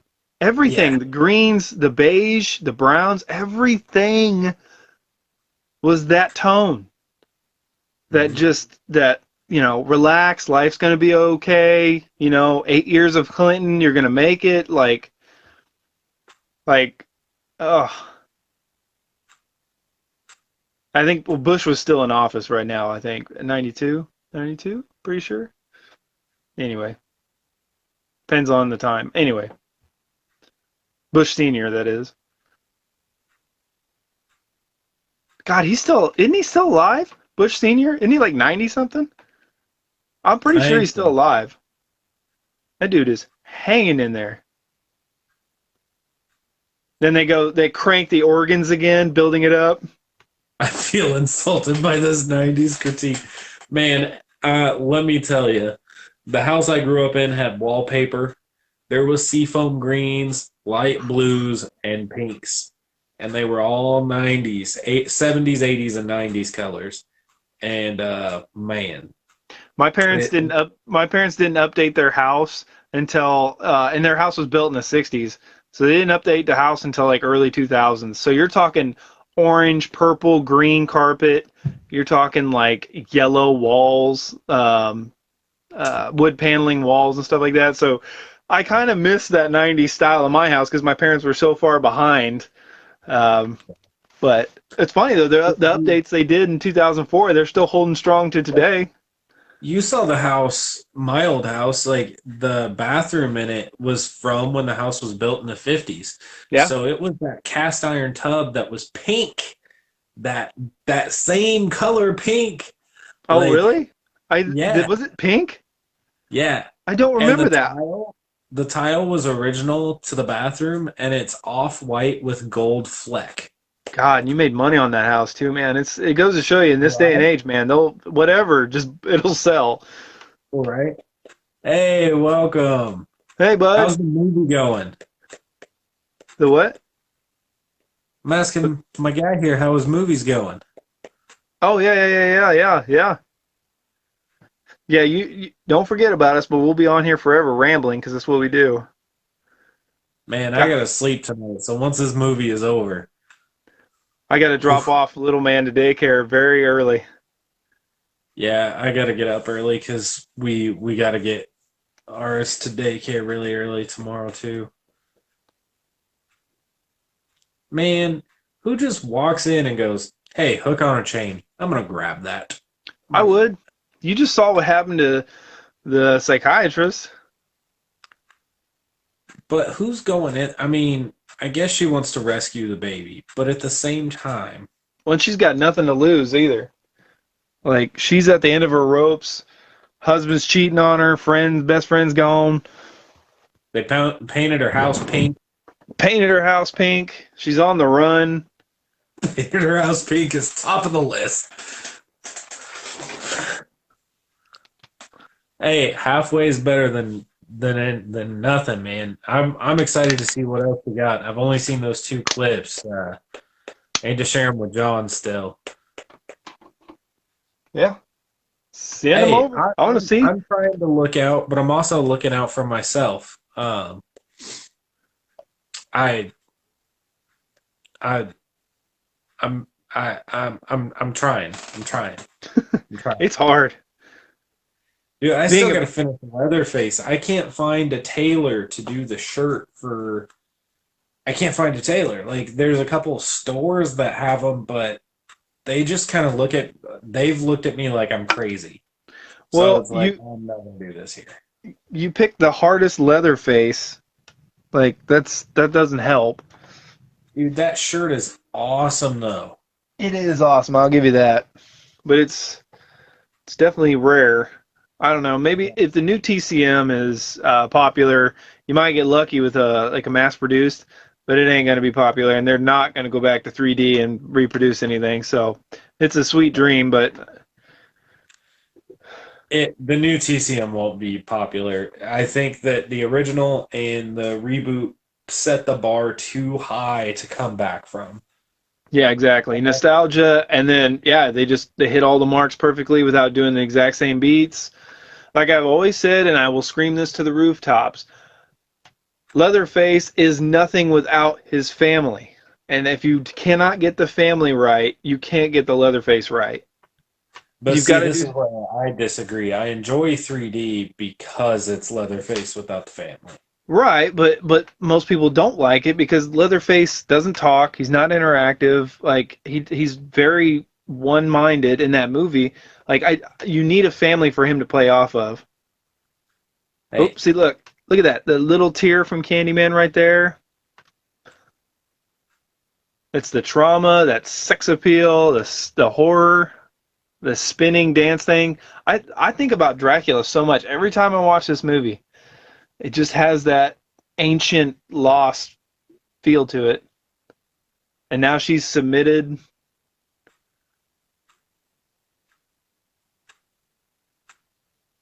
the pain, I can assure you, will be exquisite. Yeah, the lines that he's given are really good for this movie.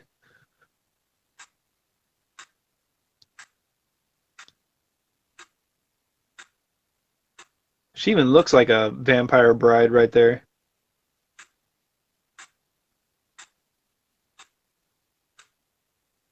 Man, his voice is good. 3D, I do like 3D. I understand everybody's complaints about it. And you got to understand, like, if people didn't like it, it didn't do well. You got to read the room and do it again, do it better. I freaking love Beginning, though. I like it just as much, I think, Oh yeah. as the remake. Like, Bees! bro, these Bees! are these are real bees coming out of his mouth. Like, Yep. it's crazy. Like he put his life on the line to make this movie. And I mean, maybe she did too. I'm not sure if those are real in her mouth or not, but Imagine that being the way you find out you're allergic.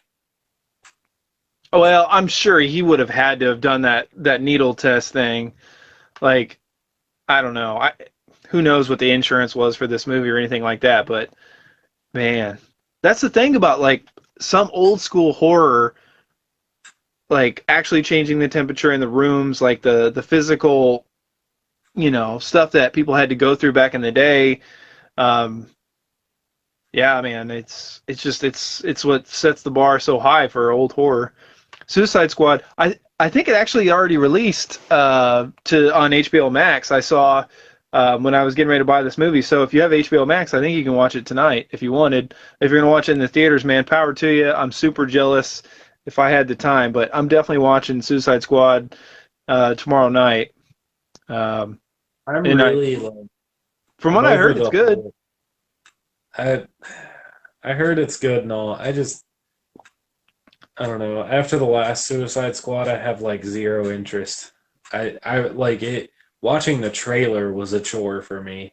Oh, really? I love when we talk about surviving and what he do. The only thing that I liked is if you have personalized license plates, you will die. That's And awesome. man, you know what I mean. Ain't nothing like waiting 15 minutes for somebody to pick out their lettering. Right. Well, yeah, and you'll cry about your taxes and what you got to pay, but then you'll spend an extra $50 on a plate. But yeah, Right. man, check out HBO Max because if you got time tonight, man, pop that in and get it going. I'm super stoked. But I'm gonna have to wait till tomorrow night. See if my wife will watch it or something with me. I thought about us watching it, but we're watching this movie tonight. Next week we're gonna watch one of the Friday the 13th, and then after that we'll probably do Ghostbusters. Like, there's so much good horror coming out now that we're trying to stay and build up the hype for us that it's getting really. And not that Ghostbusters is horror, but it dabbles a little bit in horror. I also think Playing the we first both Resident I Evil, have a yeah, movie buddy. what? Jabari playing the first Resident Evil, yeah. I haven't played that in forever. Um May have to wait. Yeah. 4 minutes may have to wait. Yeah, I gotta work tomorrow. I'm watching that.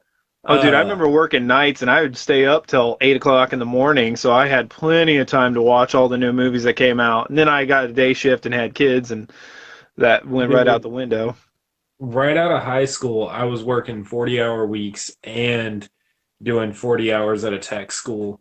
So I would get Jeez. home with enough time to like sleep for maybe 4 hours. I'd spend two of it watching TV, Oh like, yeah, or a man. movie or something. That's actually I was when I work. fell in love with the Hatchet series. Yeah, yeah. Hatchet, that'd be fun to watch. But yeah, I was working 12-hour Uh, days, and I had a part-time job as a janitor at B&B theaters, and so we'd watch free movies, and sometimes we'd watch three movies. We'd preview three movies, and then I would just stay up for 24 hours, and we would watch 8 hours worth of movies, and I'd just go right back to work. yeah. It's So we're undecided on which Friday the 13th film we're oh gonna yeah. watch. We've had a lot of conversation. Yeah, we got to decide which one we want to do. Never Hike Alone. Um, We've tossed yeah, around a lot of them. '09, Freddy vs. Jason. I think those are the three we're thinking of. We Those also are talked Jason X for a minute. We also talked Six. I just personally, I've been wanting to cover some of the later installments because we covered the reboot and the original a little bit a while ago. Don't watch one or two. I well, love one or two. we did a They're not the review best. on one. Um, One is so good though. The last like 20 minutes of the original Friday the 13th is so good. It saves the movie. See here, here's the climactic end of this movie. I just don't understand it. Like I guess like it just doesn't land for me for whatever reason. See, I like the public there. I like the people in the community. They put all this bonfire crap in there. They're lighting it up. It's burning all around them. It looks good. She's in there trying to save the baby.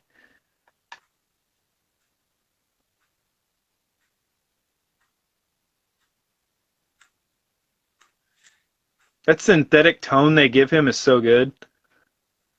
I feel like this ending is he's holding her. Picture Rob Zombie's Halloween 2. He's holding her there so she can die and be with him. I mean, you skip them every time. See, Caleb loves Friday the 13th Part 3, but I actually think Part 2 is better than Part 3. It just, for me, it fits the character of Jason a little bit better. And I actually care about the characters in it. It actually, like the camp setting, it feels like a camp across the way. And, but yeah, I really like 2. But I can see getting to Jason's iconic hockey mask, getting the full realized version of Jason in Part 3. I mean, basically full realized version. See, I do like this though. She's crawling, she's burning. You know, it's kind of a rebirth. Got her hair. That looks good too. Mm-hmm. See, they didn't Oh, know what they wanted to do with Jason at the time. That so they ripped off the town that did at sundown. well, Friday the 13th, the entire franchise is a ripoff. I mean, basically, 5 is a ripoff of 1. 6 is a ripoff of Frankenstein. Like 7 has Carrie in it. Like the whole franchise is basically a ripoff. And I love Friday the 13th. It's up there in franchises for me. But it's not. It doesn't have very much when it comes to being original. I mean, even the first one has a reverse of Psycho, where instead of the son and the mom has the son talking to her, and is the reason she snaps. Like, you know what I mean? Like, I love Friday the 13th, but it's not very original. See, this I just don't understand. Did the community come together, and that force of the community, and she rejected him and he gave into it? Like I just don't understand what happens here. Every time I'm just like, that's it. He just seemed like an invincible force, then all of a sudden he's done. I don't know. Or did he like did she survive him, so she took the curse of Candyman because she was betrayed? I don't know. I'm confused. That's a small funeral. I think it's well, I mean, she was just a convicted murderer. So like how Still, many people are gonna go? It's weird that her ex-husband went or husband or whatever, I think. he's trying to look good for that money. He doesn't want, yeah, he doesn't want to be labeled as an adulterer. So he's like, I'm gonna be there. I'll show some support. I got my support to my right side right now. And There we then go. the group. That's pretty sweet. Let's see. Yeah, the farmer though, but it kind of makes sense because he's living off the land. The pitchfork doesn't help him, and some of the other weapons he has. But yeah, I mean, I get it, but I think that's why I like part four representation of Jason because it fits in more in line with two. I also don't watch Halloween 1 or 2 much anymore. Yeah, I could see that. I beat them to death when I was younger. I mean, 1 and 2 are so good, especially back to back. That you start seeing the qualities of 4, 5, 6, the creative. They were trying. It's very different. But I always, even as a little kid, I felt 4, 5, and 6 were kind of a lower quality B Throw the hook B in with budget it. movies. See, this is partially why I can't wait for the new Candyman because I know it picks up after this instead of a separate like thing. But back to Halloween 1 and 2. Part of the reason I don't want to give up my DVD collection is actually I have this cover art. Yeah, that's And sweet. then for Halloween 2, I don't care. When I first found this, I actually remember there were like 3 cover options and I went for this one because the other ones were kind of the like generic kind of cheese cover. I don't I know, always man. That one where it's green and it has the pumpkin kind of creeps me out. uh, 1 and 2 are my favorites. One being spot number one.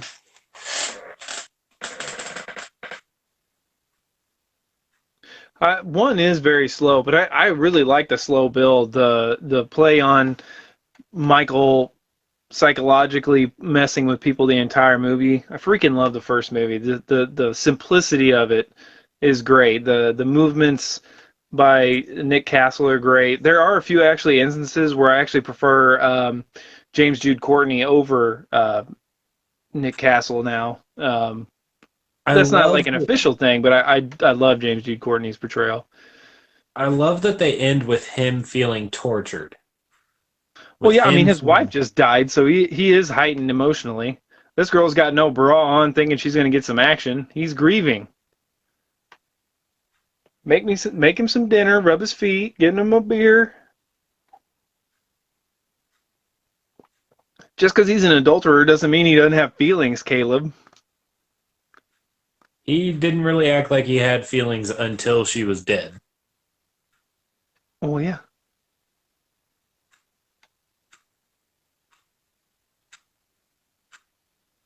Yeah, I can understand that, and I can appreciate that too. The slow burn.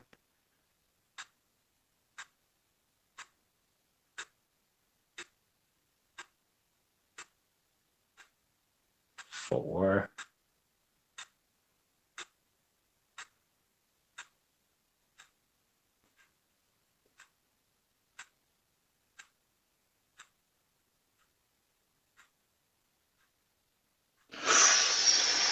Oh, oh, he got it in the Never Never Land. Oh, ew.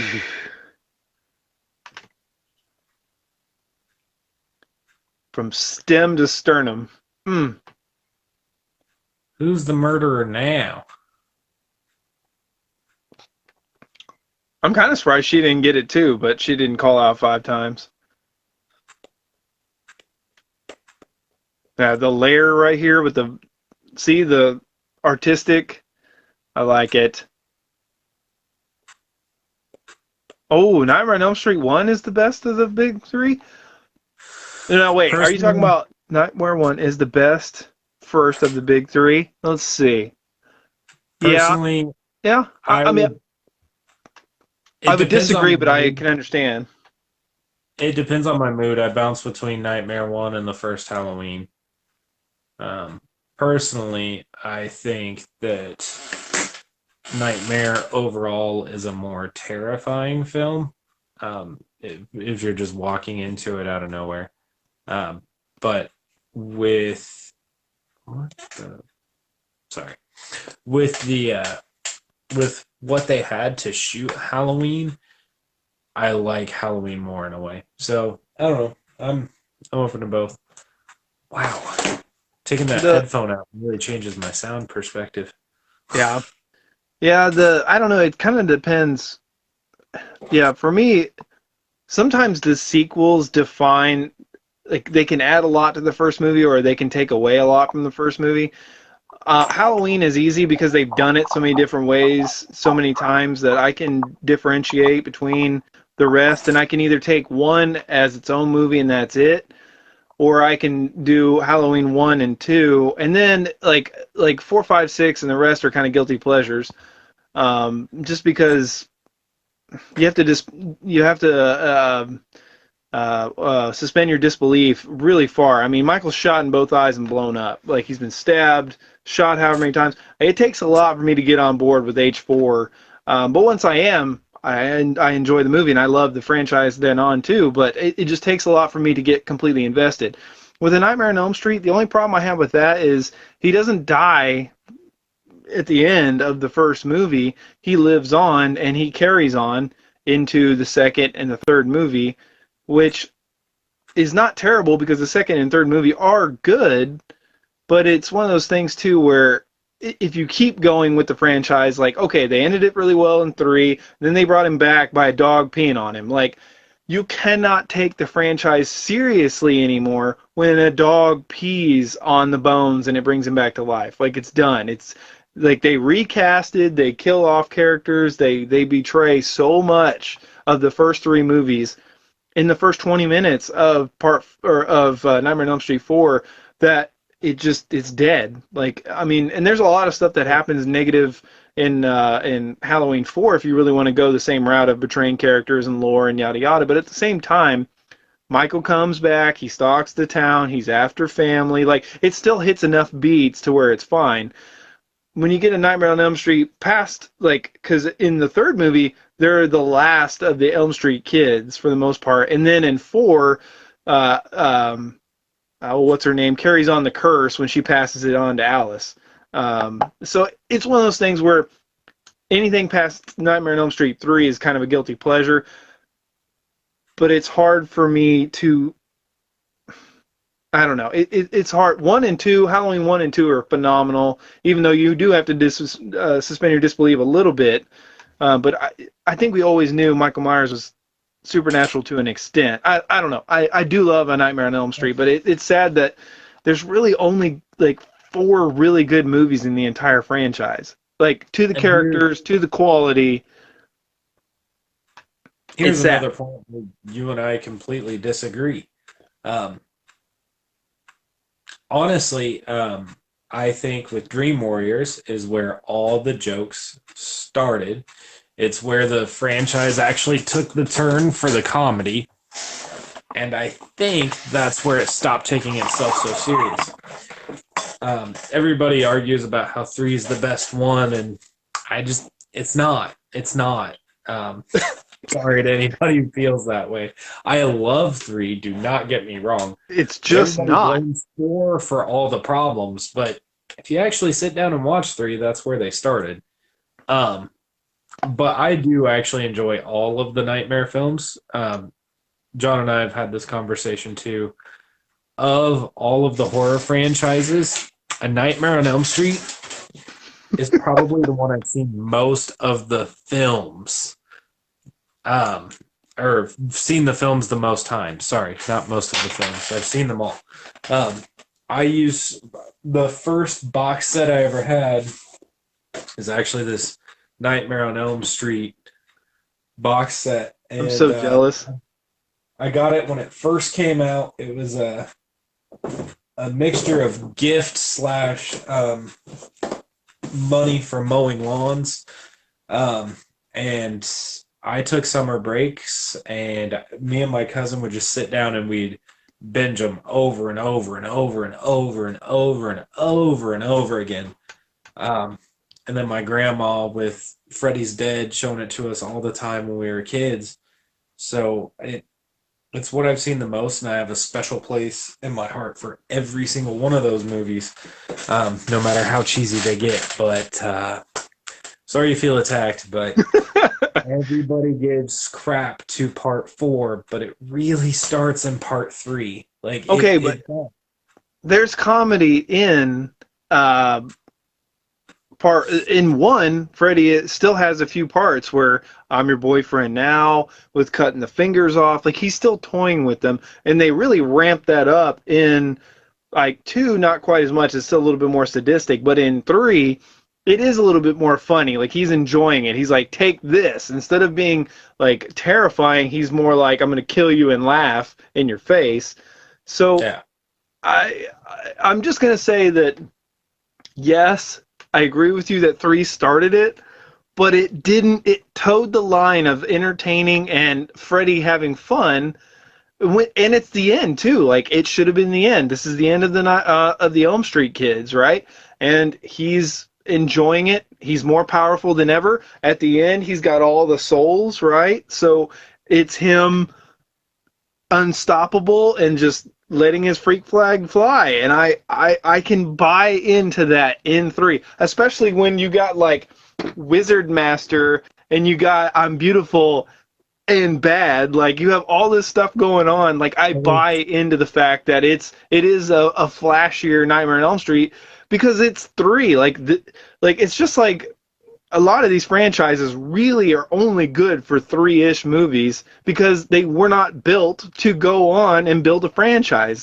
This was not a series. You know what I'm saying? It's not like developing characters. It's not stretching it out. It's not letting characters live. It's killing them off and moving on. And when you introduce and kill off characters that fast, nobody cares. Couple things. Number one, I'm going to say it for everyone since I tell it to you all the time. New Nightmare is better than Dream Warriors. Oh, Number 2. I'm attacked. Now, that hurts my feelings. Also, H2 is better than 2018. Yeah, you're wrong there, too. I can buy that, though. Not even a little for either. But Freddy's also different. Like, Leatherface, stop attacking me.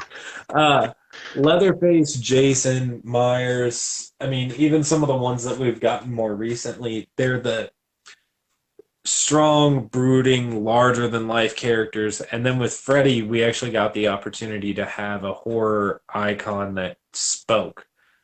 And honestly, I think taking it in the direction of a little bit of comedy was kind of Wes Craven's intent, like just a little here and there, but he had no plans past that.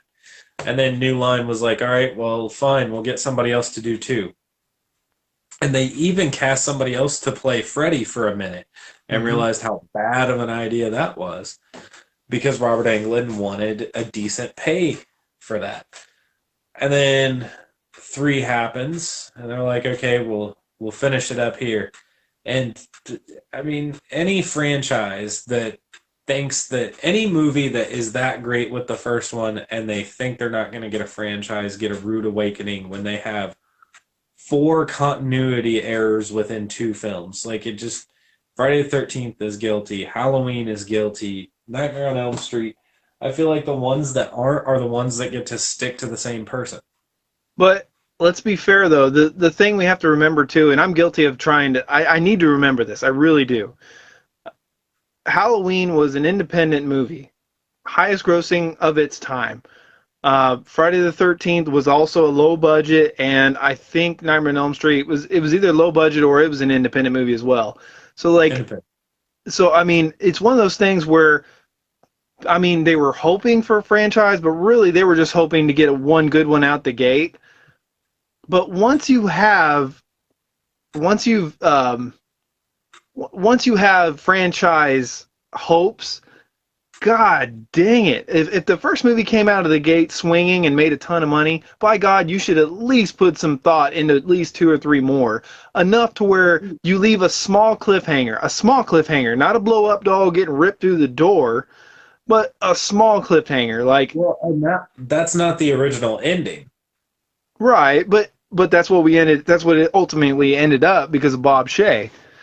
Yep, that's what he chose, which Right, for Wes Craven because that's not how he wanted it to end. And I feel like that was Wes Craven's idea was a one and done type thing. Like this is based on nightmares and stuff like that. Like it wasn't he didn't want it to be a franchise. He wasn't interested in that. And that's why he didn't return for two. And that's why he makes fun of the entire franchise in Scream. I right. mean, Well, and he makes like fun of it a little bit in A New Nightmare too, where he talks about how the yeah, sequels get worse and worse. The yeah. only problem I have with New Nightmare is the body count is very low, and it's not actually Freddy. Like, it deletes the rest of them. It is a good movie though. I mean, I It enjoy deletes watching the it, but rest it still You hurts cannot you cannot use the deletes the rest of them when you go to battle for H18 like it's nobody's business. because H18 holds true to the original intent of the character of Michael Myers. There is no motive whatsoever. He goes out on Halloween night. It's more about the descent into evil. It's about the unconscious mind of evil. Judging. He's instinctual. He just does. That's why I like 18 the most, is because Michael Myers is spot on Michael Myers. Not always how they shoot him with the camera, but how he acts, how his character moves. Everything else around him has some issues, but Michael Myers is 100% nailed. Um, we'll get back to our Halloween argument later, but yes, Halloween originally John Carpenter wanted each film to be an anthology piece, a different story on Halloween.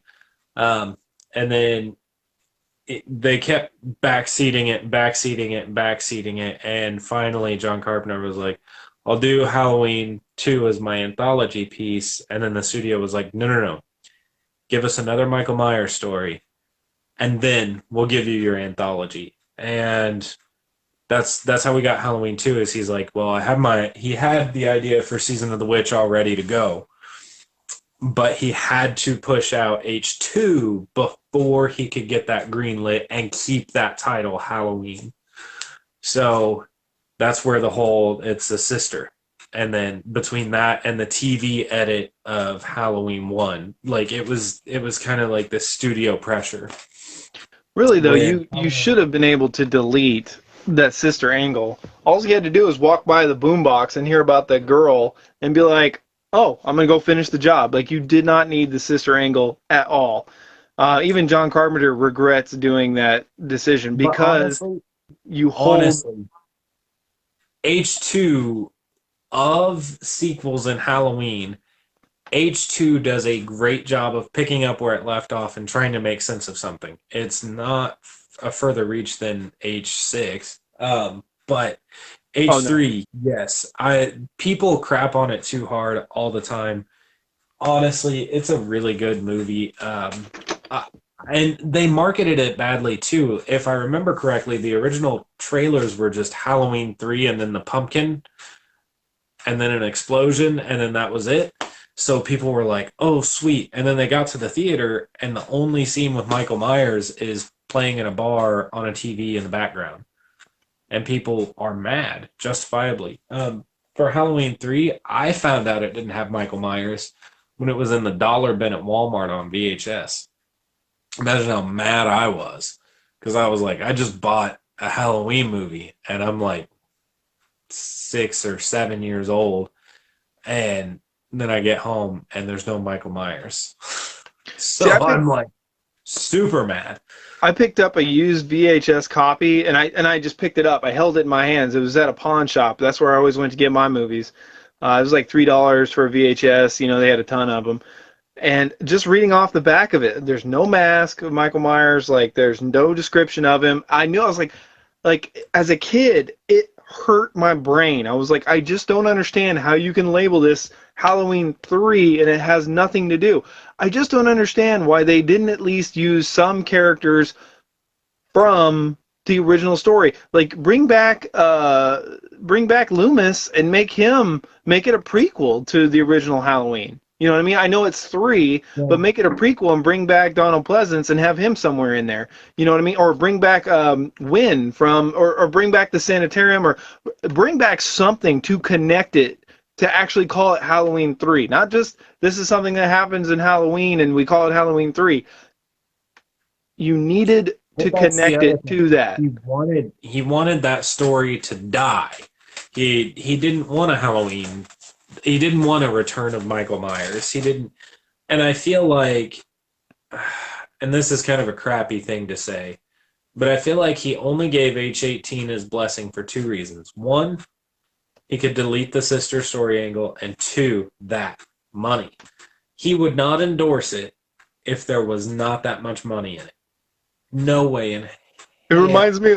It reminds me of Winston and Ghostbusters. It's like if there's a steady paycheck, I'll believe anything you want, or Yeah, I'll believe anything you say, exactly. or something like that's kind of what John Carpenter was like, especially if he was going to get. I mean, especially as a young director, which his first movie, Assault on Precinct 13, didn't do very well.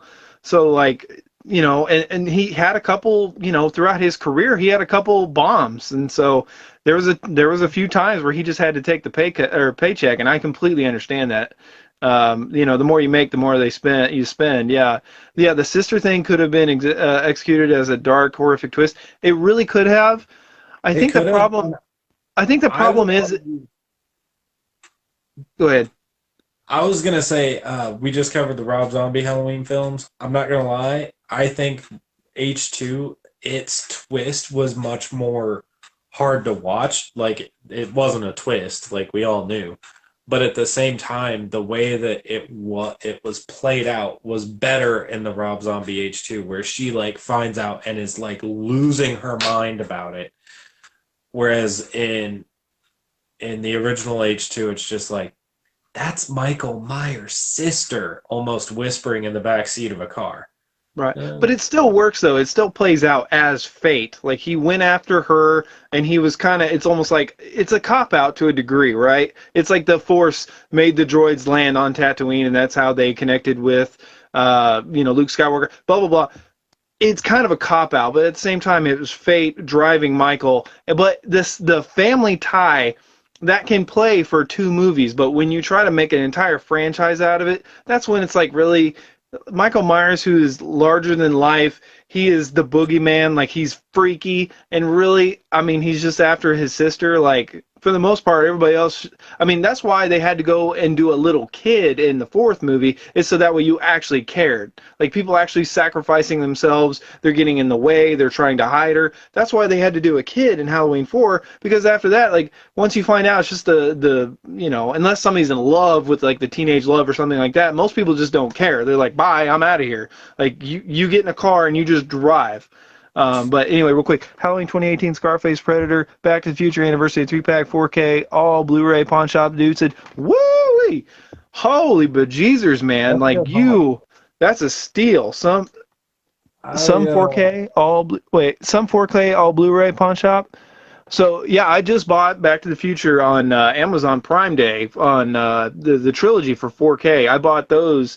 I think they were like $30, man. So that's a good one. I bought the Predator 4-pack 4K for $35. So yeah, that's a good one. Scarface. I bought that too on Amazon for $10. You got some good movies, bud. That's solid right there. Like I have yeah, Halloween 2018 on Blu-ray. I don't really think it needs a 4K, but once again, there's certain movies where it's hard to say does it need an upgrade without seeing it. Um, there's some movies I could justify. There's some I couldn't. Horror movies with darkness, the the backlighting, oh shoot, what do they call it? I can't remember. There's a term for it, but anyway, that it ups the darkness in the movie, so it could be better. The no, I'm forgetting the name of it now, but that makes me mad. I'm gonna forget that. HDX, no, I can't remember. But I don't know. those are The some really last good movies I pickups. got are from this guy. Finally got a Blu-ray of T2, DVD Hostel, and he couldn't handle that I only owned the first Die Hard, so he got me the 4-pack. Yeah, that was killing me, killing me.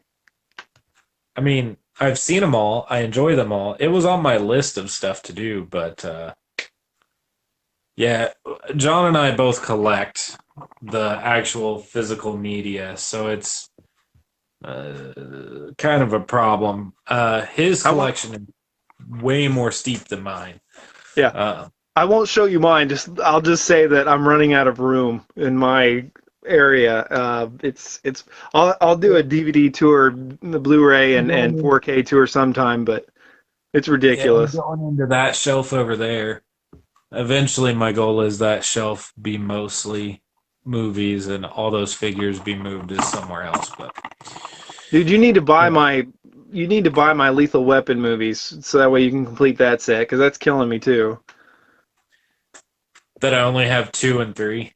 You only have two and three, and I think two is the So, best. But and I have a soft spot for three. But one, so the first one is the best, like heartfelt buddy cop. But four is the best so comedy. Two is the best of everything, and three is just good because it's good.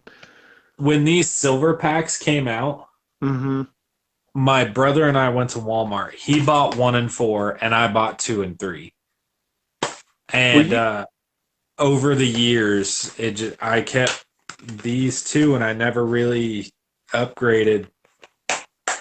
does he And still have? Does he still have those blue silver ones? I honestly don't know, but after pulling these out, I'm actually like, dude, those cases are kind of cool. Yeah, they Like are.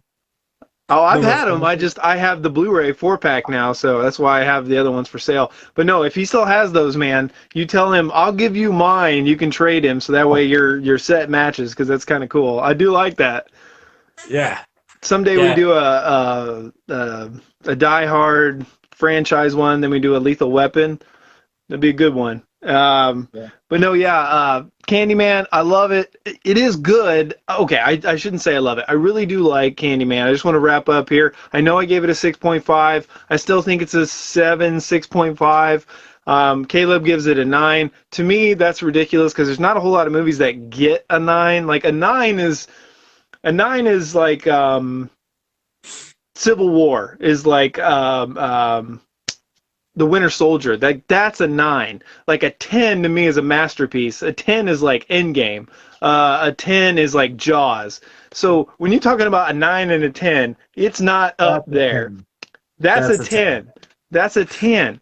So you're not. So for me, a seven, like an 8 is an all-time. It's a great movie. A great. I think 7 is fair. I think it's a movie where I'll watch it from time to time, but I You don't make buy it the 9 and I'll never same subscribe to it. man. I just can't. But no, I do rank it a 9, and I hold in that. I thoroughly enjoy every second of that movie. Um, I love the slow burn. I love the setting. I like that everything in the film is actually a character, from the music to the people to the set designs to like it. To me, that is a really good story, and It I is, enjoy. but I just don't care about Helen. Like the character development's not there. Oh, She's all interested in Candyman. There's not much about her personality. There's not much about her degree or her real intelligence or that's anything like that. Everything, that's like her. all that This gets is pushed aside. a movie is a glimpse into this much of somebody's story. We start when she is in the middle of investigating Candyman for her Right. thesis. But you have 45 minutes to discover who she is, her besides just her thesis. Like, give me something. Give me a tragic backstory of hers. Give me some reason why she cares Why does about. why does she need a tragic backstory? This isn't Halloween 2007. Well, no, but give me something to where she's like, she grew up with these stories or something like that. She's a seeker of the truth because she's been wronged. She grew up hearing about this, but never. Give me something to attach to her other than a thesis that people talk about and it's gripped this inner city spot. It's good, but it focuses so much about the people in the community and Candyman. I get nothing from her. And the ending, I have no idea why it ends the way it does. Like, I like the setting and it looks cool, but I don't understand. Like, in the first Elm Street, I understand she turns her back, she takes away the power. I get that. I don't understand how this movie ends, and I don't want to watch the second movie because everybody says it's garbage. And like if she's not in it, and I still have no idea the actual like strength and limitations of Candyman, other than he's just like super brutal. I don't understand. Like I don't know. There's just other than the sexy scariness of Tony Todd, there's not much that makes me want to go back to it. I get everything I need in the first movie. But like I said, for me, there's a lot of room for improvement. And I can completely understand your side where there's a lot of room for error to where you're going to miss the nuances of the first movie, the subtleties of the music, the shots, the artistic, just, the settings. You're going to miss some of that, the simplicity of some of it and the depths of some of the rest of it. So I completely understand where you're coming from. I mean, good. I'm glad you like it. I'm glad that, you would give it a 9. I'm glad other people would give it a 9. I'm glad it's getting another shot. But just there are some things I just cannot get on board. Okay, Winter Soldier. Better than Endgame? I'll buy that because I love Winter Soldier. Shazam better than Endgame? I don't know. I'll need a second viewing of Shazam before I can jump on that. But Endgame is I one of would the not best movies say ever made, in my Shazam is a opinion. good movie, so I'm guessing that you're thinking that Endgame is just trash. I enjoy Endgame. I enjoy Winter Soldier. We ranked them. I Endgame was really good, but um, I can I see still there's a really good argument for Infinity War. Like Infinity War is really really good. Tony Stark, like the his character is very different in that movie from Endgame, obviously for obvious reasons. And so I mean, but I can agree with that. I mean, I love Infinity War as a back to back. I mean, that's a good back to back. That's a long day, but that's a just the culmination of 20 plus movies into one movie and ending it and ending certain characters and the hammer and I knew you could do it and like the attention to detail over 20 movies blows me away to this day. Like I would have never thought in my lifetime I would have seen something like that on the big screen. Think about when we were kids, man. When we were kids, I remember one of the first movies I saw was 1992, Batman Returns. Never would I thought I would have seen Batman like Christopher Reeves and Michael Keaton together. I would have never thought that. Just those two characters, right? like like I grew up in a time with like the Captain America that nobody talks about, nobody cares about. You know what I'm saying? Like the Dolph Lundgren Punisher that nobody talks about, nobody cares about. All these like they tried, they failed. Blade, even Blade is good, but it wasn't good enough to make like much of a franchise out of it. He didn't connect to anything. I mean, up until the cinematic MCU, we didn't have anything other than like X-Men and Leave Extraordinary Gentlemen, which I actually defend because I do like the movie. I understand its problems, the CGI, and the terrible acting by a couple people, but I would have never thought I would have seen something like this, especially in a span of like, what, 12 years? That's insane. That's insane. Now, it has ruined a lot of stuff, but at the same time, it's phenomenal. Yeah, Dolph Lundgren, Punisher, man, underrated for, I mean, low budget, low acting. Like, I just, Dolph Lundgren is creepy and scary in that one. You're Seriously, not terribly wrong. Ultron was, I think, probably the weakest entry.